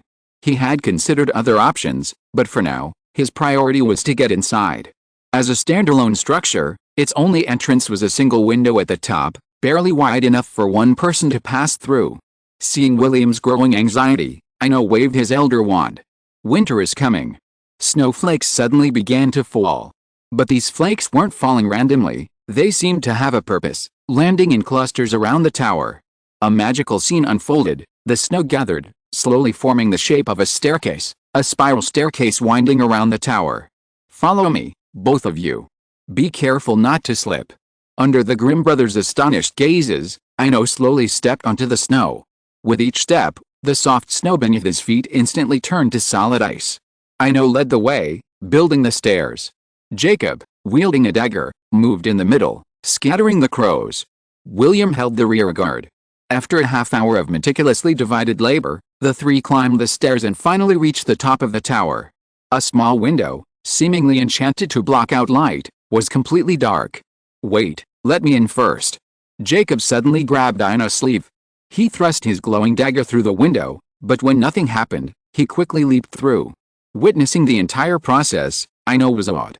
He had dared to enter without even probing, he had been possessed by a demon. There's a room inside, you can come in. Jacob's voice echoed from the tower, and Ino slowly climbed through the window. The interior was vast, and even with Jacob's glowing dagger, it wasn't enough to see everything. After all, a dagger was a weapon, not a candle. Furthermore, Jacob's frantic movements created a dazzling flicker of light. The sun has returned. A ball of orange light floated in midair, like a tiny sun, illuminating the entire room. The three men were astonished by the magnificent decor, as if everything here were crafted to imperial standards. After a brief pause, they stopped paying attention to the furnishings and turned their gaze to the bed in the center of the room. There lay a corpse, resembling a mummy, weathered by the ravages of time and the erosion of time. Its skin had shriveled completely, losing its elasticity and luster, becoming dull and rough, like withered bark left by prolonged exposure. But strangely, it was still breathing, its chest heaving with a heavy gasp. Seeing this, William pulled a chalk pencil from his pocket and drew a circle around the bed, then continued to scribble strange symbols on the floor. After this, William looked up at Jacob. Without hesitation, Jacob stabbed the corpse's heart with his dagger, the silver blade gleaming with a blinding light. Huh? The mummy made a sound like a leaking bellows. In just a few seconds, it turned into a pile of ash. Similarly, the flock of crows circling outside the tower also scattered and fled. Is this the end? It's over. Ino muttered, looking around. He had clearly felt a sense of oppression here before, but in the end, it was just a circle and a sword stab, and that was it. The contrast was too great. Haha. Of course it's over. A voice like the sound of nature rang out, pleasant and crisp. You have killed the old witch. What else do you want, my lovely little swan? Bang! Bang! Two muffled sounds followed. When Ino came to his senses, the Grimm brothers had been thrown to the ground, wrapped in spider silk and hanging in the air in a strange position. And in the floor-to-ceiling dressing mirror in the previous room, a beautiful and charming woman slowly walked out. God's edge, shadowless. God's edge, shadowless. Before the man could step out of the mirror, Ino raised his hand and unleashed two of his most devastating black magic spells. This wasn't a sitcom. Who would wait for the man to step out? After two consecutive spells, the large mirror seemed struck by an invisible force. Tiny cracks began to appear along its edges, like cracks spreading across ice. These cracks rapidly expanded, spreading outward like a spider web.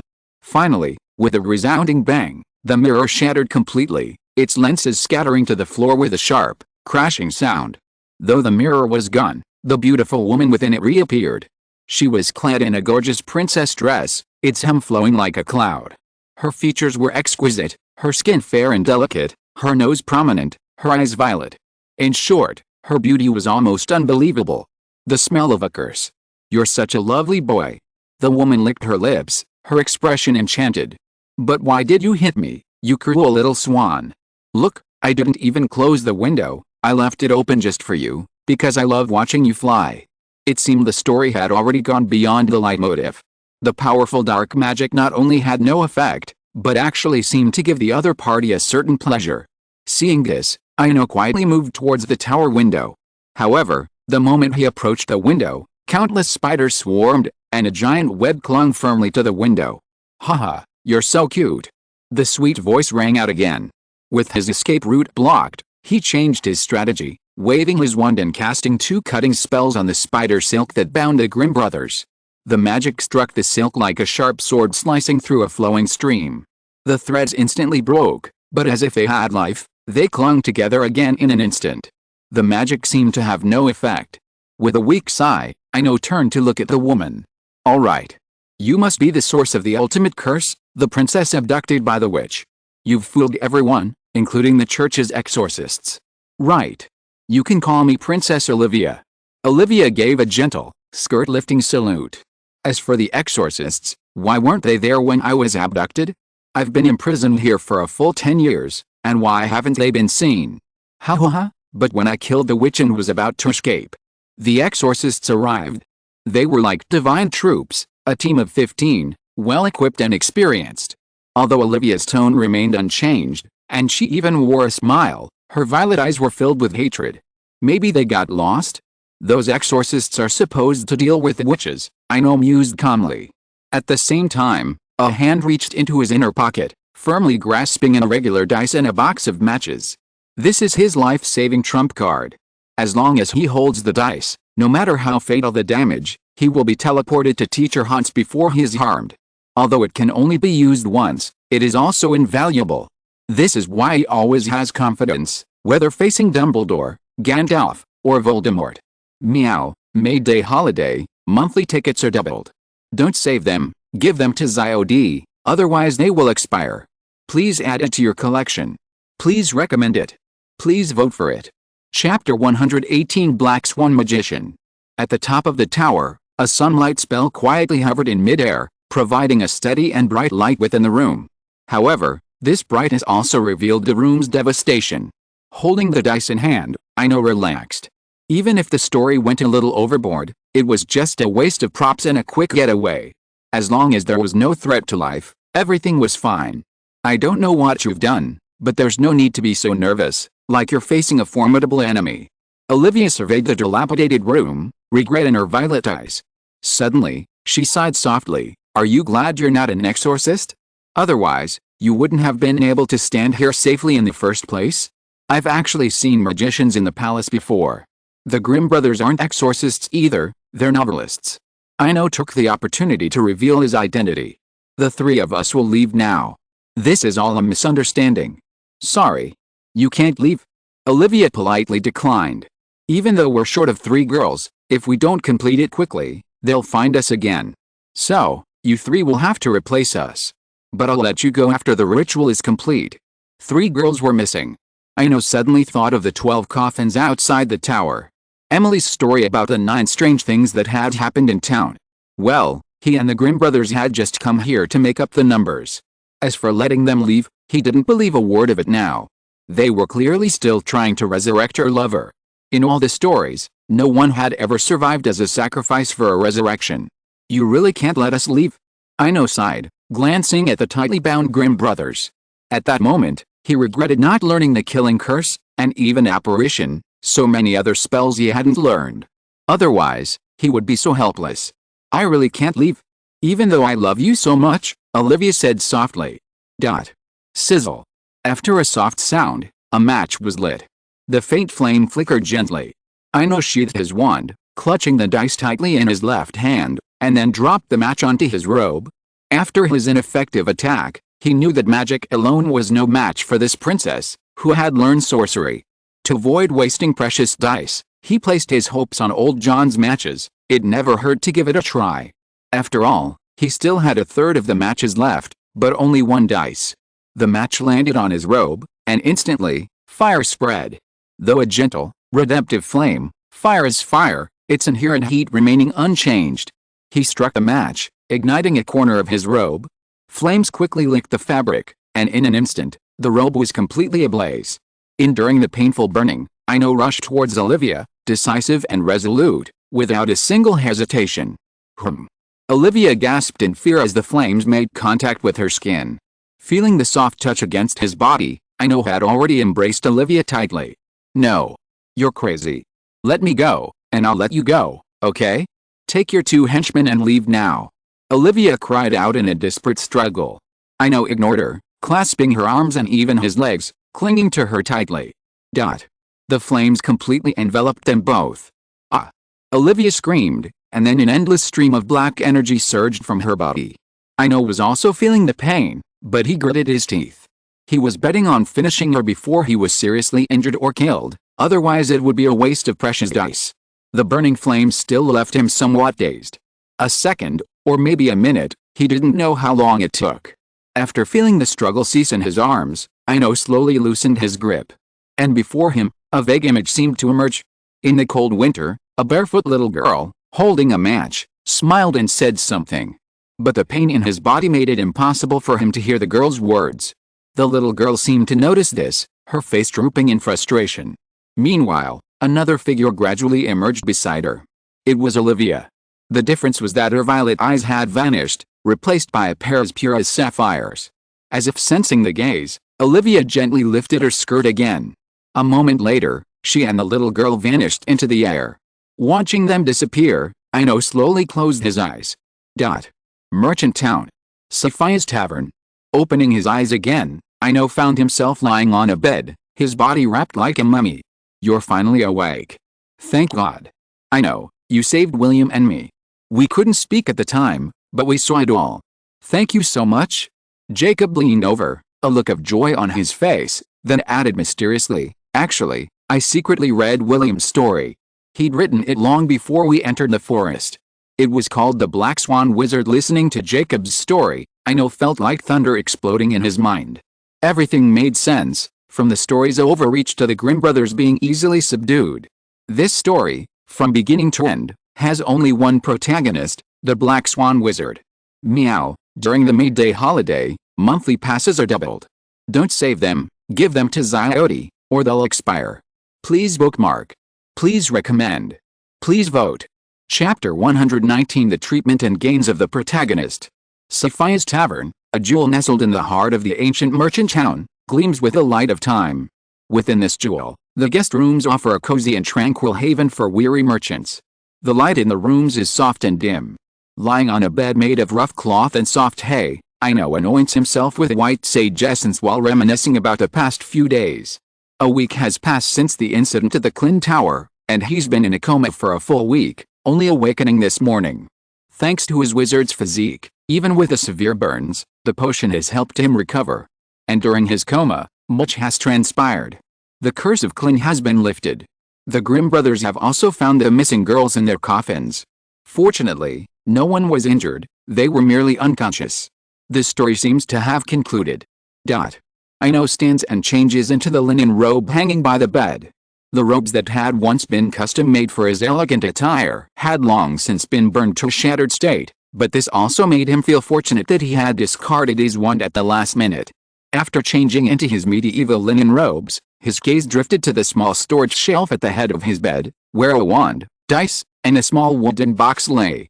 These items had been found by the Grimm brothers while he was unconscious, and the wooden box, a gift from William, contained a small box of magic beans.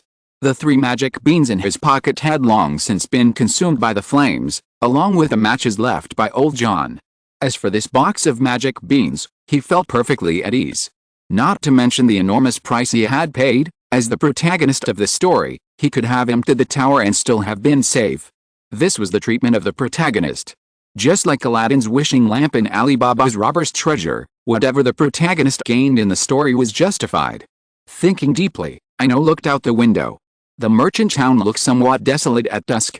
The merchants had parked their carriages early, packed up their goods, and then went into the tavern in groups of 3 or 5, either to chat or exchange market information. The only ones left in the square were the attendants guarding the carriages. Watching the gradually darkening sky, he picked up the wand beside him. Blazing. A copper oil lamp on the table was lit, and the flickering flame emitted a faint light, adding a touch of warmth to the room. But all this was not the point. Ino lowered his head, staring at his wand. After a while, blazing. The light rising from the tip of the wand was no longer the dazzling blazing flame of before. Instead, it was deep and restrained, a flame of hope and redemption, the same as when old John's match burned. In the room, the light alternated between bright and dark. It seemed as if time had returned to last summer, when the bridge arch by the Thames also alternated between light and dark.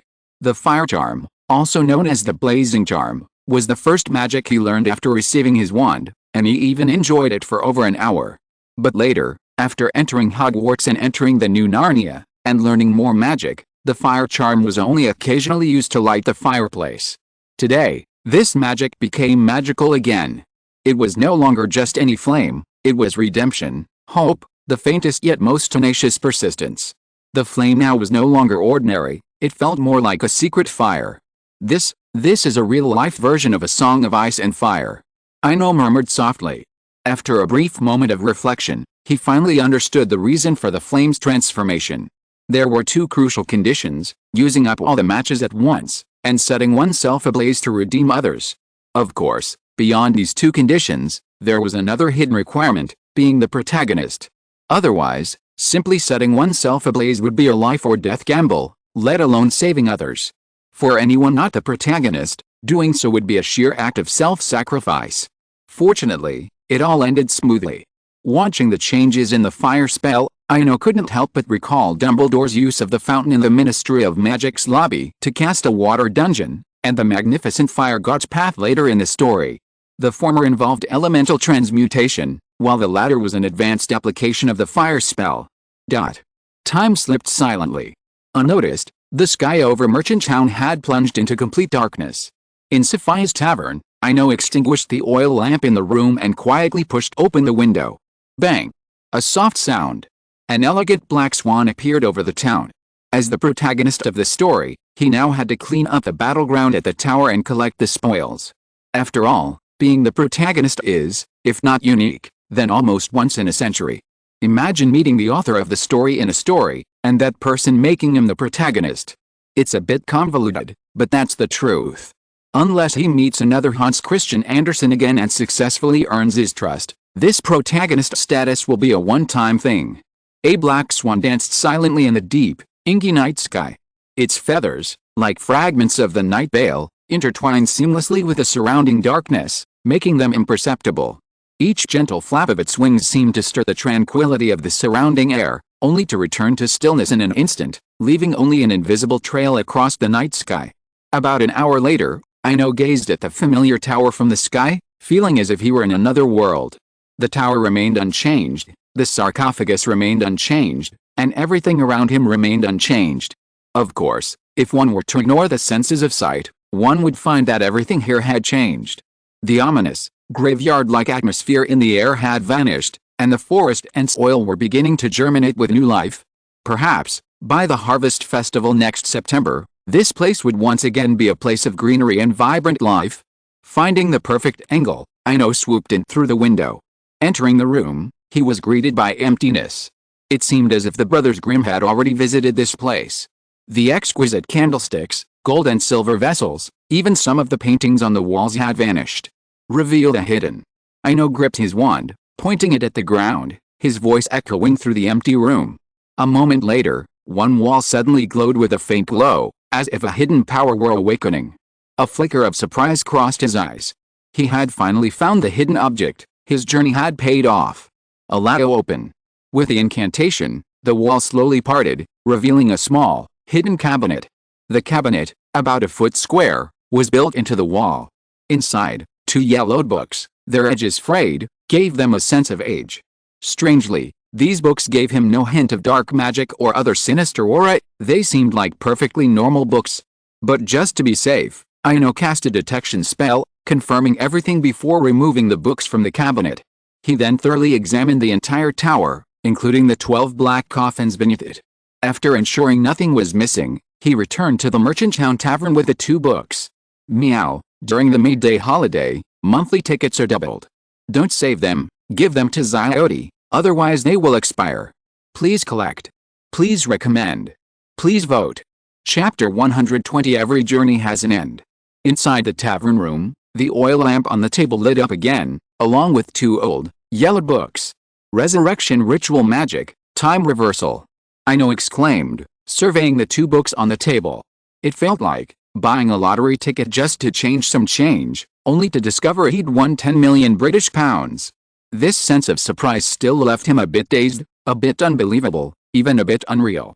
The 2 books, one about time and the other about resurrection, complemented each other perfectly. Leaving aside the resurrection, the book about time was the real surprise. While its content was obscure and required some dazzling rituals, its effect was irresistible: time reversal. This reversal wasn't the kind that could cause the entire world to rewind.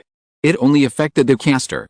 For example, if someone cast this spell at age 70 and then rewinded 50 years, after the spell ended, they would return to their youth, becoming 20 again. What a concept. This effect seemed to surpass the Philosopher's Stone, achieving, in a sense, immortality and eternal youth. This also probably explains why the old witch had remained hidden for so many years, ignored. And just as Olivia had prepared a ritual to resurrect her lover, the exorcist team descended upon her. This foolish princess seemed completely unaware of the significance these 2 books held for some people. Even Emily's father, a distinguished priest and elite exorcist, chose to live in seclusion and die in Clyn Town. Is this the protagonist? Ino murmured, gazing out the window at the dark sky. Despite the hardships and near-death experiences, the corresponding rewards were immense. At that moment, he even vaguely enjoyed this feeling. Being the protagonist was truly more satisfying than even drinking the elixir of life. Because in the story, no matter what they did, the protagonist wouldn't die, and instead, they would reap rich rewards. At dawn, a light mist enveloped Merchanttown. It was as if a powerful wizard had unleashed an ethereal cloud, draping this village, nestled on the ancient trade route, with a veil of light. Outside the town, in the square where the carriages were parked. After a night's rest, the diligent merchants were now directing their attendants to transfer their goods onto the wagons. It seemed like a cycle. After they left, the town would welcome new merchants and new wagons in the evening. Across the tavern, Jacob opened his eyes to commotion outside the window. After washing up, he went to the bar to serve breakfast. 2 servings? Is your fellow wizard awake? Asked the charming proprietress, Sophia, from inside the bar. Yes, he was awake yesterday morning, but I was kicked out. Jacob shrugged, his expression unconcerned. He didn't elaborate on the fact that he was kicked out because Ino was applying potions all over his body. In his mind, 2 men going shirtless wouldn't be a big deal. Besides, the herbal bandages wrapped around Ino were all he had cut open and applied bit by bit. Although somewhat puzzled, Jacob chose to respect Ino's decision. I suggest you choose oatmeal. An injured person shouldn't eat steak and bread. Besides, the harvest festival is approaching, and I just bought the freshest oats from the caravan yesterday, Sophia said softly. A moment later, Jacob knocked on Ino's door with a bowl of piping hot oatmeal. He pushed the door open. Oh my God. This is simply a miracle. Jacob put down the oatmeal and looked at the scene in front of him in shock. He knew Ino's injuries better than anyone else. It was hard to believe that he had just woken up yesterday morning and was already as good as new today. This was already a miracle. Seeing Jacob's surprised look, Ino chuckled and said, "That's nothing to be surprised about, because I'm the magical black swan magician." Ha ha ha. Yes. The magical black swan magician. Jacob responded with a smile after realizing what he was saying. Then, changing the subject, he said, "It's a pity William isn't here, otherwise I would have asked him to add a paragraph." The kind black swan magician finally awakened on the 7th day of his coma. It's like a magical spell. No matter how badly injured he would always awaken on the morning of the 7th day, and all his injuries would disappear. Jacob, following William's storytelling habit, pretended to narrate the story. Listening to Jacob's joking remarks, Ino almost wanted to tell him to replace awakening with resurrection. But reason overcame desire. The Black Swan story had ended last night, and continuing it would be greedy. And most importantly, William had left Merchanttown. This undoubtedly proved that someone else's story had begun. By the way, where's William? Ino asked curiously. Where else can I go? I just heard another caravan bringing news from afar. Someone has found 3 magical items, a dining table, a club for beating people, and a donkey that drops gold coins. Jacob spoke with a dejected look, like a child at a playground playing games while he could only stand outside the fence and watch. You should go too. I'm healed now. If you leave now, maybe you can catch up with William. Besides, the Grimm brothers' stories couldn't be complete without brother Jacob. You. Jacob hesitated. After all, he had stayed behind to care for the injured Ino. Go quickly. I'm truly healed, Ino chuckled, then gave Jacob a reason to leave. Don't worry about me. I'll be leaving in a couple of days too, to continue spreading those wonderful stories far away. No matter how long the journey, the wanderer will eventually return home. They may return alive or as remains. But every journey has an end, and every story must end. Jacob eventually left the merchant town to follow in William's footsteps. Although the man left, he left behind half a bag of gold coins. This included the 15 gold coins he had received from Clyn Town, as well as the proceeds from selling the exquisite candlesticks and gold and silver utensils after the 2 brothers emptied the tower. Of course, it was originally a full bag of gold coins. After Ino's repeated insistence, Jacob allowed half of it. After all, his harvest this time was already outrageous enough, so there was no need to cling to half a bag of gold coins. Besides, since he had decided to blaze a different path from teacher haunts, the money must be shared with the Grimm brothers. Equal exchange, fair trade. In the story of the Black Swan, the Grimm brothers had no merit, but they had worked hard. Moreover, compared to the value of the 2 magic books, sharing half a bag of gold coins was really just a drop in the bucket. In real comparison, he had moved the entire pond. Outside the tavern, Ino wore a linen robe that suited the era, and a pair of shoes woven from palm leaves. Slowly walking out of the town, he once again set foot on the country dirt road covered with mule and horse dung. Perhaps it was really the harvest festival, as countless light blue wildflowers bloomed on both sides of the road. They swayed in the wind, as if bidding a final farewell to the merchants and travelers passing by. Please vote, the double bonus is almost over. There are only 2 chapters today. Although Zyodi is a little tempted to write a chapter, the market in Merchant Town at the Harvest Festival, after thinking about it, he decided not to. The story ends here. The Grimm brothers left, Ino also left, and Merchant Town will welcome new travelers at dusk. Finally, please vote, there is only 1 day left for the double bonus. Chapter 121, A Chance Encounter with Hermione. Hogwarts. In his dormitory, the thick curtains of his bed were suddenly drawn back from the inside. After changing into his plain Slytherin robes, Ino opened the door and headed out of the castle. The lessons he'd learned from this story were truly delightful, but he couldn't share this joy with anyone else. So, he wanted to go splash around in the Black Lake and let off some steam. As a black swan, splashing around was only natural. With an indescribable joy on his face, Ino made his way to the Black Lake. Hogwarts had many students, but the castle was enormous. And not only was the castle large, but the space surrounding it was even more vast. The Black Lake alone stretched as far as the eye could see. A person with normal vision, standing at ground level, can see at a distance of between 500 and 1,000 meters. While this might not be intuitive, if you consider the Black Lake to be a 1,000-meter square, it would cover an area at least the size of 100 football fields. On the shore of the Black Lake, beneath the covered bridge of the promenade, Ino took cover by a large rock. Instantly, a black swan, its feathers shimmering faintly blue, emerged from the other side of the rock. Plop. The swan plunged into the water with a remarkably bold gesture. Its feet gently paddled the water, creating ripples. Amidst the rippling water, it swam swiftly towards the center. Sunlight bathed the Black Lake. On the surface, Ino closed his eyes, enjoying the comfort of floating. At that moment, he finally let go of all his worries, for everything was settled. Whether it was the mutated fire spell or the White Witch's ice magic, as long as he persevered and persevered, even a legendary wizard wouldn't guarantee success, but top-tier wizards like Snape and Professor McGonagall could at least. Furthermore, if he could master the magic book that allowed him to rewind time. In short, the road ahead would be like the Black Lake before him, smooth, broad, and undisturbed. Time sometimes seemed unpredictable. Whenever it was about play and frolicking, it would quietly quicken its pace. Before he knew it, the clouds on the horizon were dyed a warm orange-red by the setting sun. Clouds drifted gently, seemingly playing with the light and shadows on the lake. Occasionally, a gentle breeze blew by. If you listened carefully, you could hear the laughter of young wizards from the distant castle. In the evening, on the gravel path outside the castle, Ino hummed a country ballad as he walked alone towards the brightly lit castle. Ino. A familiar voice called from behind him.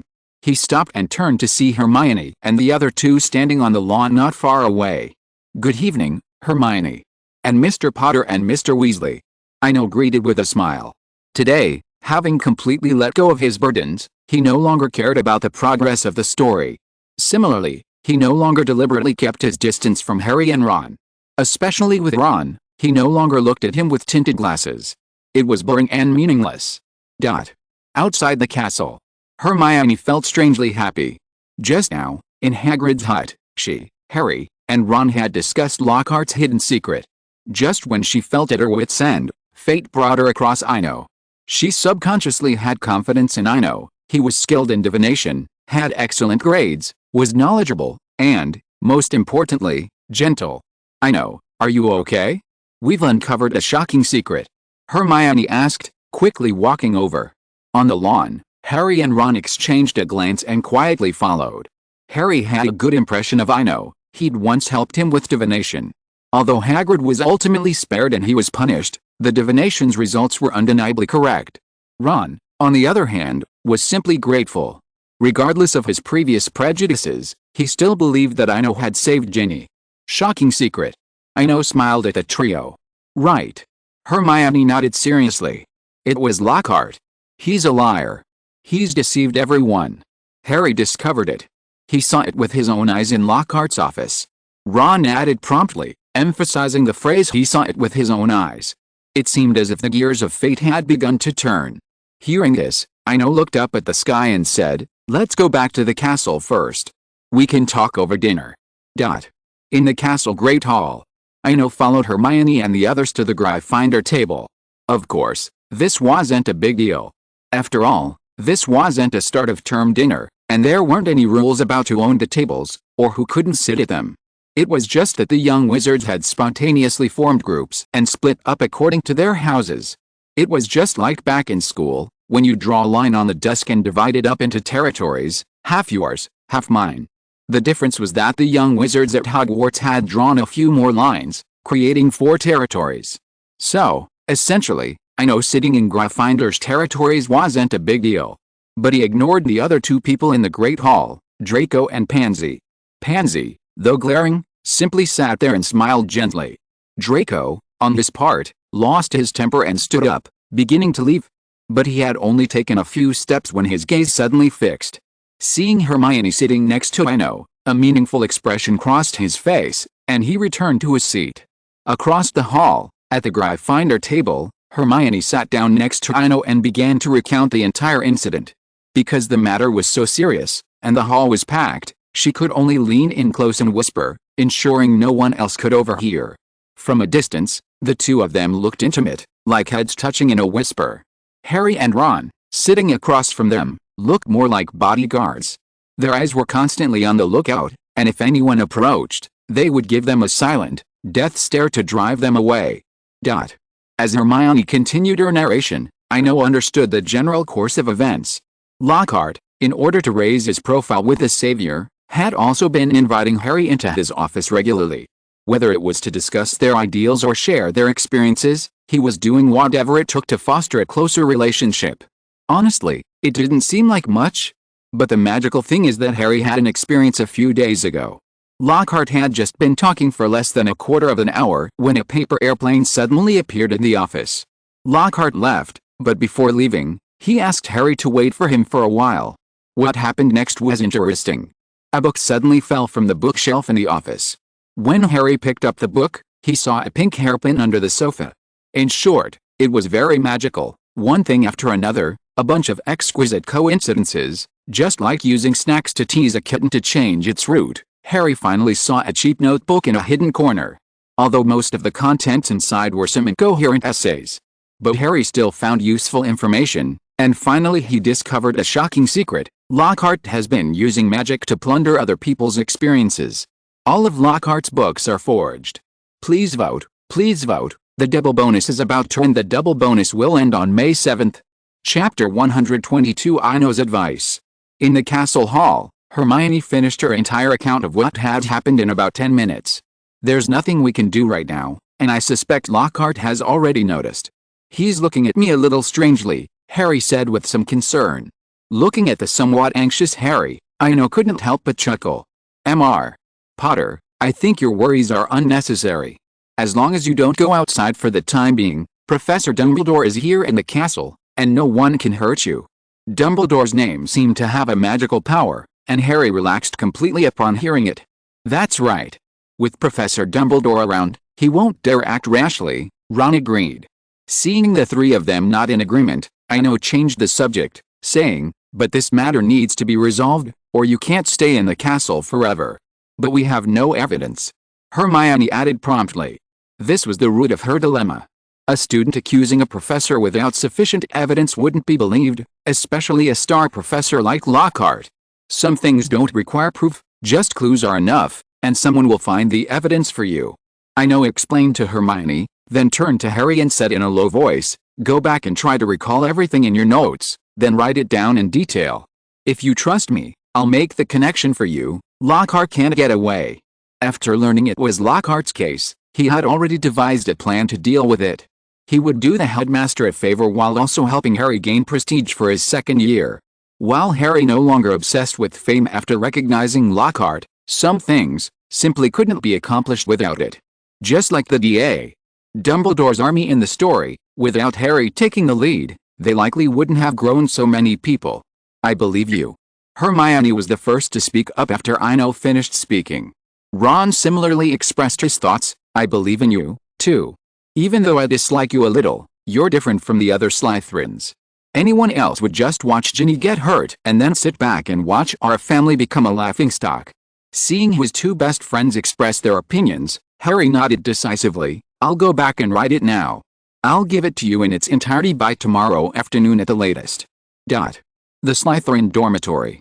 After dinner, Ino said goodbye to the three and headed straight back to his dormitories. Lockhart's matter was harmless. Even if he didn't help, someone would. His desire to go along with the story was a typical bard's occupational hazard. You can listen to stories, tell them, and sing them, but you can't harm the source of the stories. What kind of behavior is this? It's pure scapegoating. Making money from someone else's stories, only to wipe their memories in the end. This is worse than robbery. Click. The dormitory door creaked softly. Draco returned from his tour, strode into the dormitories with a reckless gait. I know, you're in love. And with a Gryffindor. His tone was the same as Harry's earlier, as if he'd uncovered some earth-shattering secret. I'm not. Don't talk nonsense. Ino rubbed his brow in a nagging headache. He hadn't accounted for the bored young wizards in the castle. Even if he truly wanted to be in love, or even have a vague crush on someone, it would have taken at least 4 or 5 years. They were only that old now.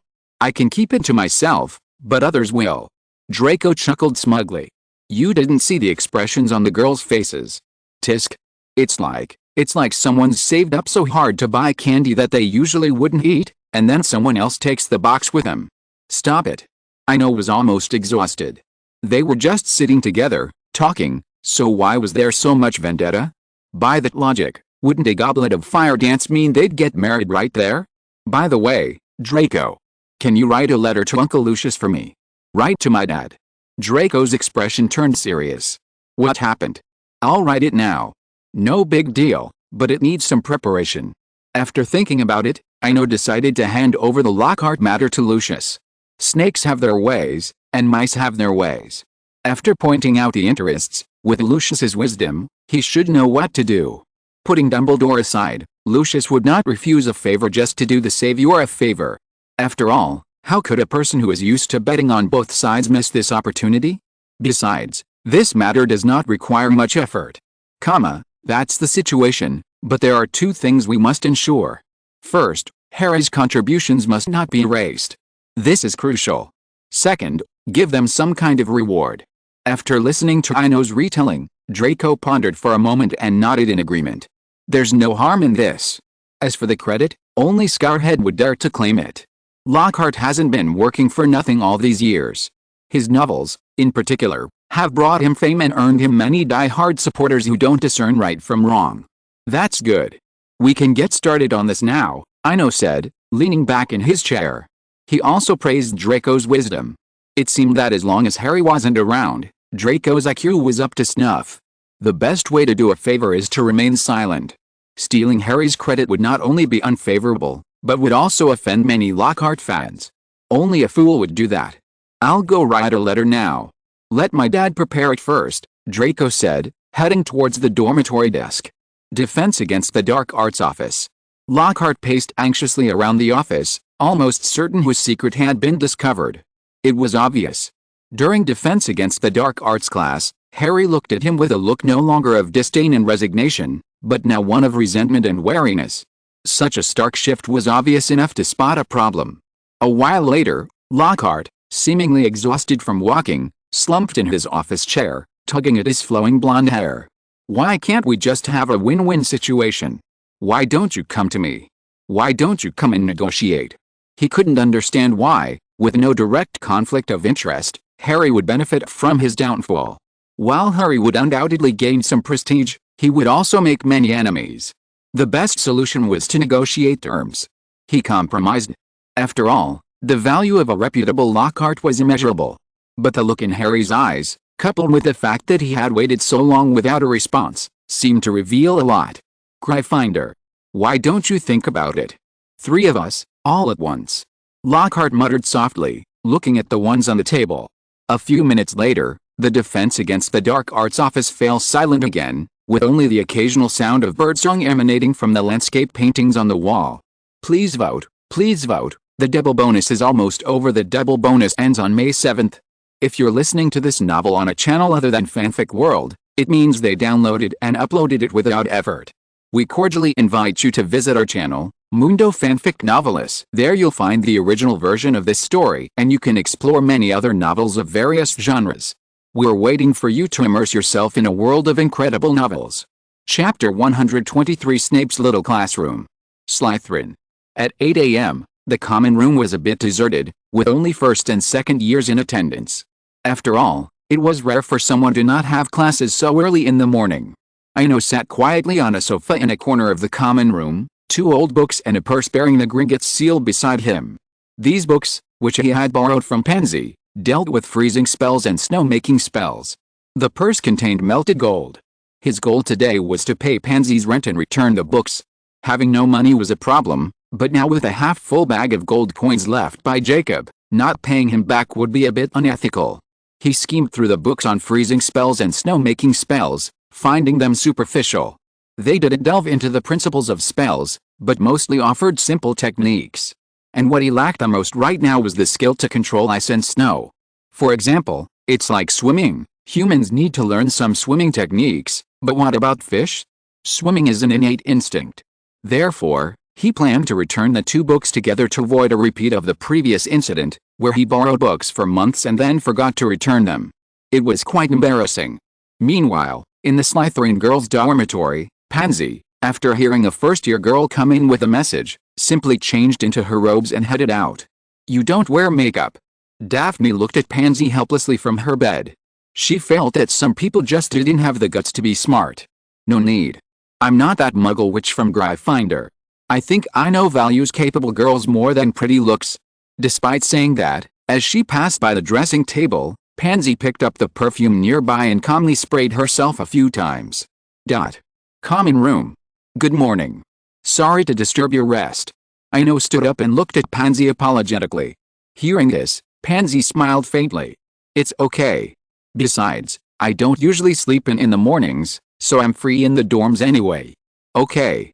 I need to see you so early because I have something to tell you, and I was afraid I'd forgotten again, Ino said, placing the purse and books on the small table in the lounge. Here's about 3 pounds of gold. I'm using it to pay off my previous mortgage. The extra is just interest. 3 pounds of gold, compared to the price he'd exchanged it for at Gringotts, which was 145 galleons an ounce, came to just over 6,000, but less than 7,000 galleons. The extra was really just a favor, since few people would sell Hogsmeade property through legitimate channels. Meanwhile, contrary to his expectations, Pansy took the purse without hesitation. "I'll take the money, but you can always come see me if you need it." "Haha, sure." Ino agreed with a smile, switching to the next topic. "And these 2 books. I finished reading them and am returning them to you." "Thank you." Both events took less than a quarter of an hour. Lying on the sofa, Ino watched Pansy leave, and he felt more and more that this young woman was someone he could get along with. Not only was she efficient, but she never procrastinated, and she didn't resort to superficial subtlety or politeness. He even noticed a strange resemblance to Professor McGonagall and Pansy, a decisive and swift approach to her work. Of course, Pansy's demeanor seemed much softer than Professor McGonagall's, and while he knew it was a facade of calm and restraint, it at least made her easy to get along with. Pansy's books back, it's Professor Snape's turn. Ino glanced at the clock in the lounge. It was 8:30 a.m., half an hour before the first class. That was just enough time for him to go to the Great Hall for breakfast, return in time for potions class, and return the Half-Blood Prince's notes. Potions classroom. Class ended, and as the young wizards filed out, the classroom fell into a brief silence. Knock. Knock. Although the classroom door was open, Ino chose to knock first. Snape stared blankly out the door. After recognizing the newcomer, his tone suddenly changed to mockery. "Huh. Finally devoting even a little energy to potions? Has Transfiguration fallen out of favor with you? Mr. Swinburne, winner of the Best Newcomer Award." Oh, Ino felt a sudden headache. Professor McGonagall must have said something, though she never said it in front of the students. From Snape's tone, she knew it must have been said in the staff room. "Professor, I'm actually here to return a book." After much hesitation, Ino decided to tell the truth. She'd return the notebook early to avoid forgetting. After all, borrowing something and forgetting to return it was incredibly embarrassing. I take it back. It seems someone won't spare even a shred of energy. That's just as well. I can focus on studying Transfiguration. Snape's tone grew even more sarcastic. While it was mocking, it was also a good thing. Given Snape's personality, his willingness to spout nonsense was actually a silent gesture. Likewise, Ino had noticed a hint of life in Snape's face lately. But now was clearly not the time for reflection. The most urgent task was returning the book and, by the way, dispelling Snape's prejudice. "Professor, you misunderstood. I copied everything from the notes. I made a special trip to Hogsmeade to buy advanced potion making for this purpose." Upon hearing this explanation, Snape, in a rare moment of sarcasm, stopped mocking him. He gestured to the desk. "Put it here. If you have nothing else to do, you can leave." Ino put down his notes, but he didn't leave. "Professor, I want to learn how to brew Felix Felicis. It's very useful to me." Felix Felicis. Snape was about to taunt, but upon seeing Ino's serious expression, he fell silent. "First, learn how to process herbs," Snape said calmly. "Distillation, extraction, slicing, fermentation, purification, calcination, and stewing. When you can master all of that, come back and learn from me about Felix Felicis." "Okay, Professor." Ino nodded earnestly. He knew very well that this was not perfunctory, this was the real teaching of skills. Just as he was about to leave, Snape's voice came to his ears again. "Every Tuesday, from 7 to 9 p.m., I have a lot of medicinal materials that need to be processed. I will definitely be on time." Ino turned around, slightly bowed to Snape, and made a bow. This is the way it is, the kindness of others must be remembered, and he was willing to do this. How many people want to get the private lessons of the contemporary potion master, and even can't buy them with money? After all, the thing that potion masters lack the least is money. Please vote, please vote. The double bonus is about to end. The double bonus will end on May 7th. Chapter 124 Hogsmeade, Cameras and Musical Instruments. Hogwarts. In this ancient castle, standing for 1,000 years, time seemed gently stretched by magic, then quietly blown away by the breeze. 2 days, for the young wizard's year, felt both long and short, like a peaceful dream. In the morning, when the first rays of sunlight filtered through the cracks in the spires and shone onto the bluestone-paved corridors of the castle, it heralded the arrival of a new day. It was another ordinary weekend. Draco woke up and instinctively glanced away. Although the dormitory had a fancy alarm clock since the start of school this year, and he no longer had to be responsible for waking up early. The habit he had developed throughout the past year still made him turn his head when he got out of bed. After all, habits are not easily changed in a day or two. Draco noticed the empty bed across from him again, and after a moment's thought, a look of understanding came over him. Because he had seen Ino and Flint sneaking together again last night. Hogsmeade. At 9 o'clock in the morning, after walking down a winding alley, Ino returned to his small house. At the end of the alley, a two-story building stood quietly, as if it were a corner forgotten by time. Although the exterior was a little mottled, he loved it, just like a family member looking at their own child. This was his house. He opened the door and saw the spacious and bright living room on the first floor. The sofa and the quaint coffee table were already covered with a little dust. This was normal. After all, he hadn't cleaned the room in over 2 months since school started. Clean it up. Ino waved his wand and cast a cleaning spell, making the room spotless again. Then he slowly walked to the second floor, which housed a combined bedroom and study. Sunlight streamed in through the stained glass windows, bringing a touch of warmth and brightness to the second floor. It was like a quiet haven, a place to find peace amidst the busy life. Walking to the windowsill, Ino removed the blue bellflowers from the vase. He had placed them there during the summer vacation, but they had long since withered. Observing the heartwarming scene before him, he slowly pushed open the stained glass window, letting in more sunlight. Ino leaned back in the sunlight, and a rocking chair, shrouded in icy snow, suddenly appeared on the bare floor behind him. Sitting on the icy chair, basking in the warm autumn sun. His journey to Hogsmeade today began yesterday. Yesterday morning, Ino received a letter from Mr. Davis, announcing the custom-made instruments. Considering the weekend was the next day, he contacted Flint that evening and purchased a ticket to Hogsmeade. As a result, he arrived a little early today. At 8 a.m., after collecting all the instruments at Davis Spence's, Ino returned to his cabin. 10 instruments in all, including a sharp one-handed sword and a large, boxy camera, were now quietly stored in the shelter. It's worth mentioning that the camera was a late 19th century wooden folding plate camera. It also had a rather appealing name, the youthful Sanderson camera. Its film size was 6x 4.5 inches, made of teak or mahogany. It was an antique, but it was a free gift. He couldn't really complain. After all, the original condition was that it just worked. Faced with Davis's teasing expression, he could only reluctantly accept it. Basking in the sunlight, Ino reflected on the past. If he had thought of buying a camera sooner, perhaps many people and events would have been preserved in his memory: Old John, the White Witch, Beyond the Skin Changer, the Brothers Grimm. As he thought, his thoughts gradually faded, and he slowly closed his eyes, savoring the peace of the moment. Time slipped by quietly. He didn't know how much time had passed before the scene outside the window gradually became bustling. Presumably, the young wizards and witches, having slept and eaten their fill, flocked to Hogsmeade to play and relax. A faint clamor outside made Ino open his eyes. He looked up at the sky. The sun had quietly moved to the southwest. It was about 3 or 4 in the afternoon. Oh, time to go back. Maybe next year. With a sigh, Ino stood up and walked downstairs. Although he had spent money, and Flint had promised to leave before curfew, he had already done what needed to be done.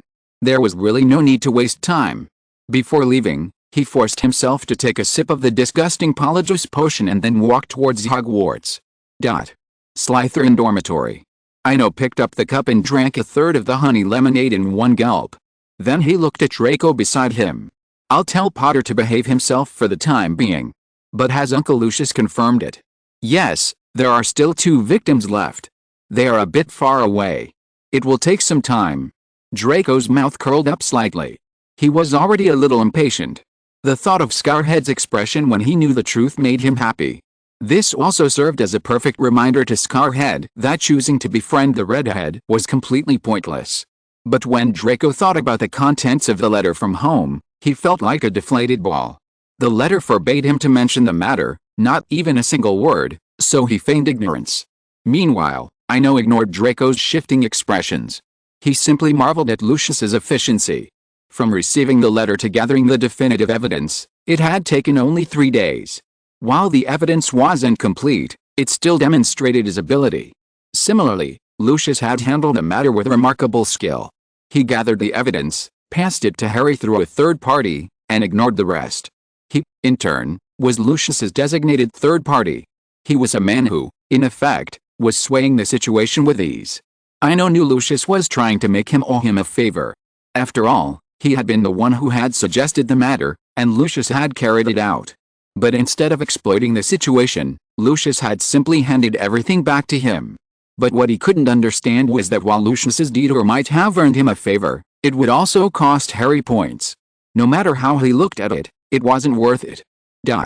After a moment's reflection, Ino felt a wave of emotion as Lucius's intentions gradually became clear. With a soft sigh, he turned to look at his silly roommate. Draco, you really have a good dad. My dad has always been good. Draco's eyes were blank. Although he wasn't quite sure why, Draco still beamed with pride at the compliment. He truly believed his dad was a good person.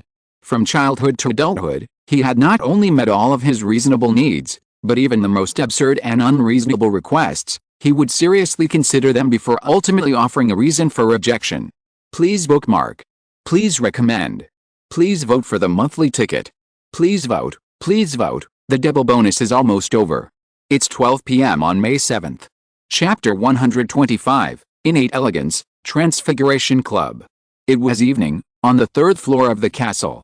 A cold corridor, only 100 meters long, contained no classrooms, no professors' offices, not even a proper room.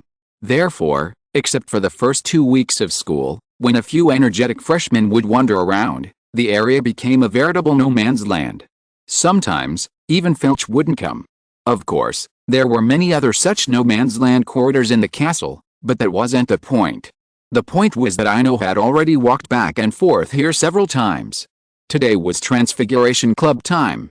Although he had experienced so much in the past week, including the fantasy world, he remained deeply committed to the club.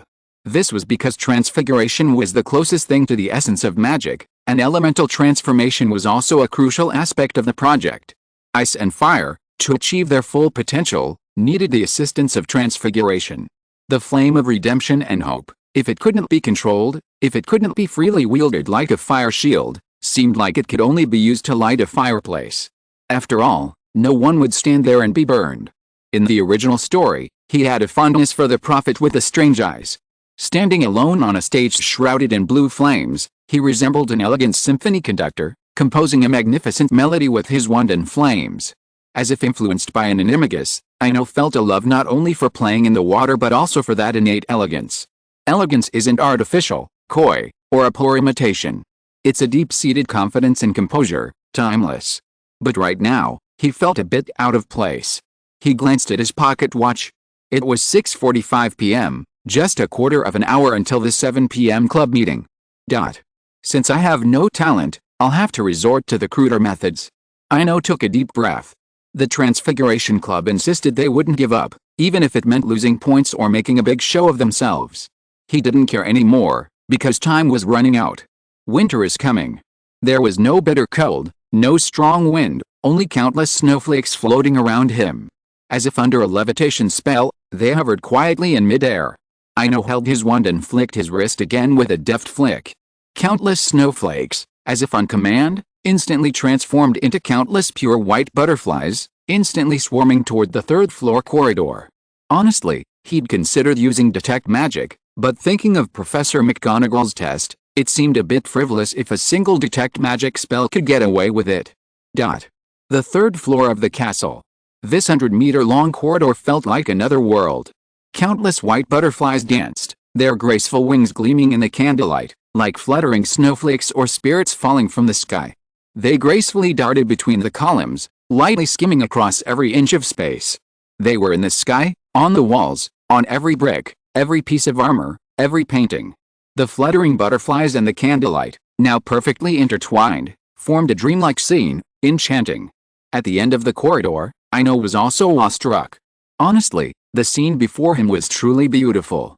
However, all this was caused by an accident. He had originally intended to transform into a billywig, but at the last minute, he felt a little dislike for the appearance of the strange giant wasp. As a result, that last-minute hesitation led to the butterflies quietly replacing the billywig. Just as Ino was about to use the ice and snow to sense the changes in the corridor, a familiar voice came from behind him. "This is the Transfiguration Club. Professor McGonagall stood in the corridor, taking in the magnificent sight of fluttering butterflies, and couldn't help but purse her lips. "Sorry, Professor." Ino hurriedly turned around and explained, "I can't help it. We're almost late, and I still can't find the entrance." Hearing this complaint, Professor McGonagall's eyes twitched slightly. Then she extended her wand and gently tapped a nearby butterfly. In an instant, the butterflies transformed back into their original snowflakes, slowly dissipating into the air. "Okay, you can call it transfiguration, but why don't you consider Gamp's transfiguration laws? Look at the painting. The apple in the fruit bowl has pineapple leaves growing on it. Isn't that a clue? Transfiguration can't create real food." Professor McGonagall's tone was complex, seeming somewhat relieved, but also a bit disappointed. "Follow me. I'll personally take you in now. Seriously, you're the first one in over 20 years. Ino followed behind Professor McGonagall, now silent. He knew it was like the old nanny at the orphanage. When she's angry, just listen quietly, don't talk back, and don't make excuses. Everything will be fine after a while. But if anyone dared to talk back, hey, that would be a real mess." Professor McGonagall walked over to the dinner party painting, drew her wand, and tapped the fruit bowl in the corner of the table. Like a combination lock, it clicked on several abnormal foods, or rather, foods transformed by transfiguration. Then the entire portrait vanished, replaced by a corridor barely 5 or 6 meters long, ending in a wooden door. Horizontal ellipsis. As Professor McGonagall pushed the door open, Ino finally got a clear view of what lay within. Wow! A handsome man and a beautiful woman. There were only 2 people in the room, and he happened to recognize them by their looks and the color of their robe collars, azure and ochre. "Welcome. Cedric Diggory, 4th year, Hufflepuff." Cedric stood up and greeted them first. "Great. Finally, a new member has joined us. Welcome. Cho Zhang, 3rd year, Ravenclaw." Unlike Cedric's formality, Cho was more welcoming, even extending her hand. Staring at the white hand before him, Ino was stunned for a moment. Then, observing etiquette, he gently half-grasped 4 fingers, then smiled at the 2 of them. "Ino Swinburne, 2nd year, Slytherin." Professor McGonagall stood aside, quietly observing the interaction. After a moment, she slowly spoke, "I'm going to get some materials. I'll be back soon. You can chat here for a while." Hearing this, Ino chuckled to herself. Professor McGonagall's intentions weren't too obvious. But that was a good thing. If nothing unexpected happened, he, Cedric, and Cho would all be staying here for the next few years, and building a good relationship with them was crucial. With the professor's departure, the atmosphere in the small classroom relaxed. "I heard about you. You froze the classroom with a freezing charm." Cho was the first to break the silence. And then, Lockhart regained his confidence, which made things really difficult for the 3rd years. Before she could finish, she covered her mouth with her hand and laughed softly. "That's not my fault." Ino spread her hands and explained innocently, "He was the one who put the bugs in the classroom first. A whole cage full of them. Please add to my collection. Please recommend. Please vote for the monthly ticket. Please vote, please vote." The double bonus is almost over. It's 12 p.m. on May 7th. End of this chapter. Thank you very much for reaching the end. Don't forget to like. Looking for more exclusive content and immediate access? Subscribe to our Patreon. Remember, every like, subscription, or donation encourages us to continue. Thanks to everyone. See you in the next video.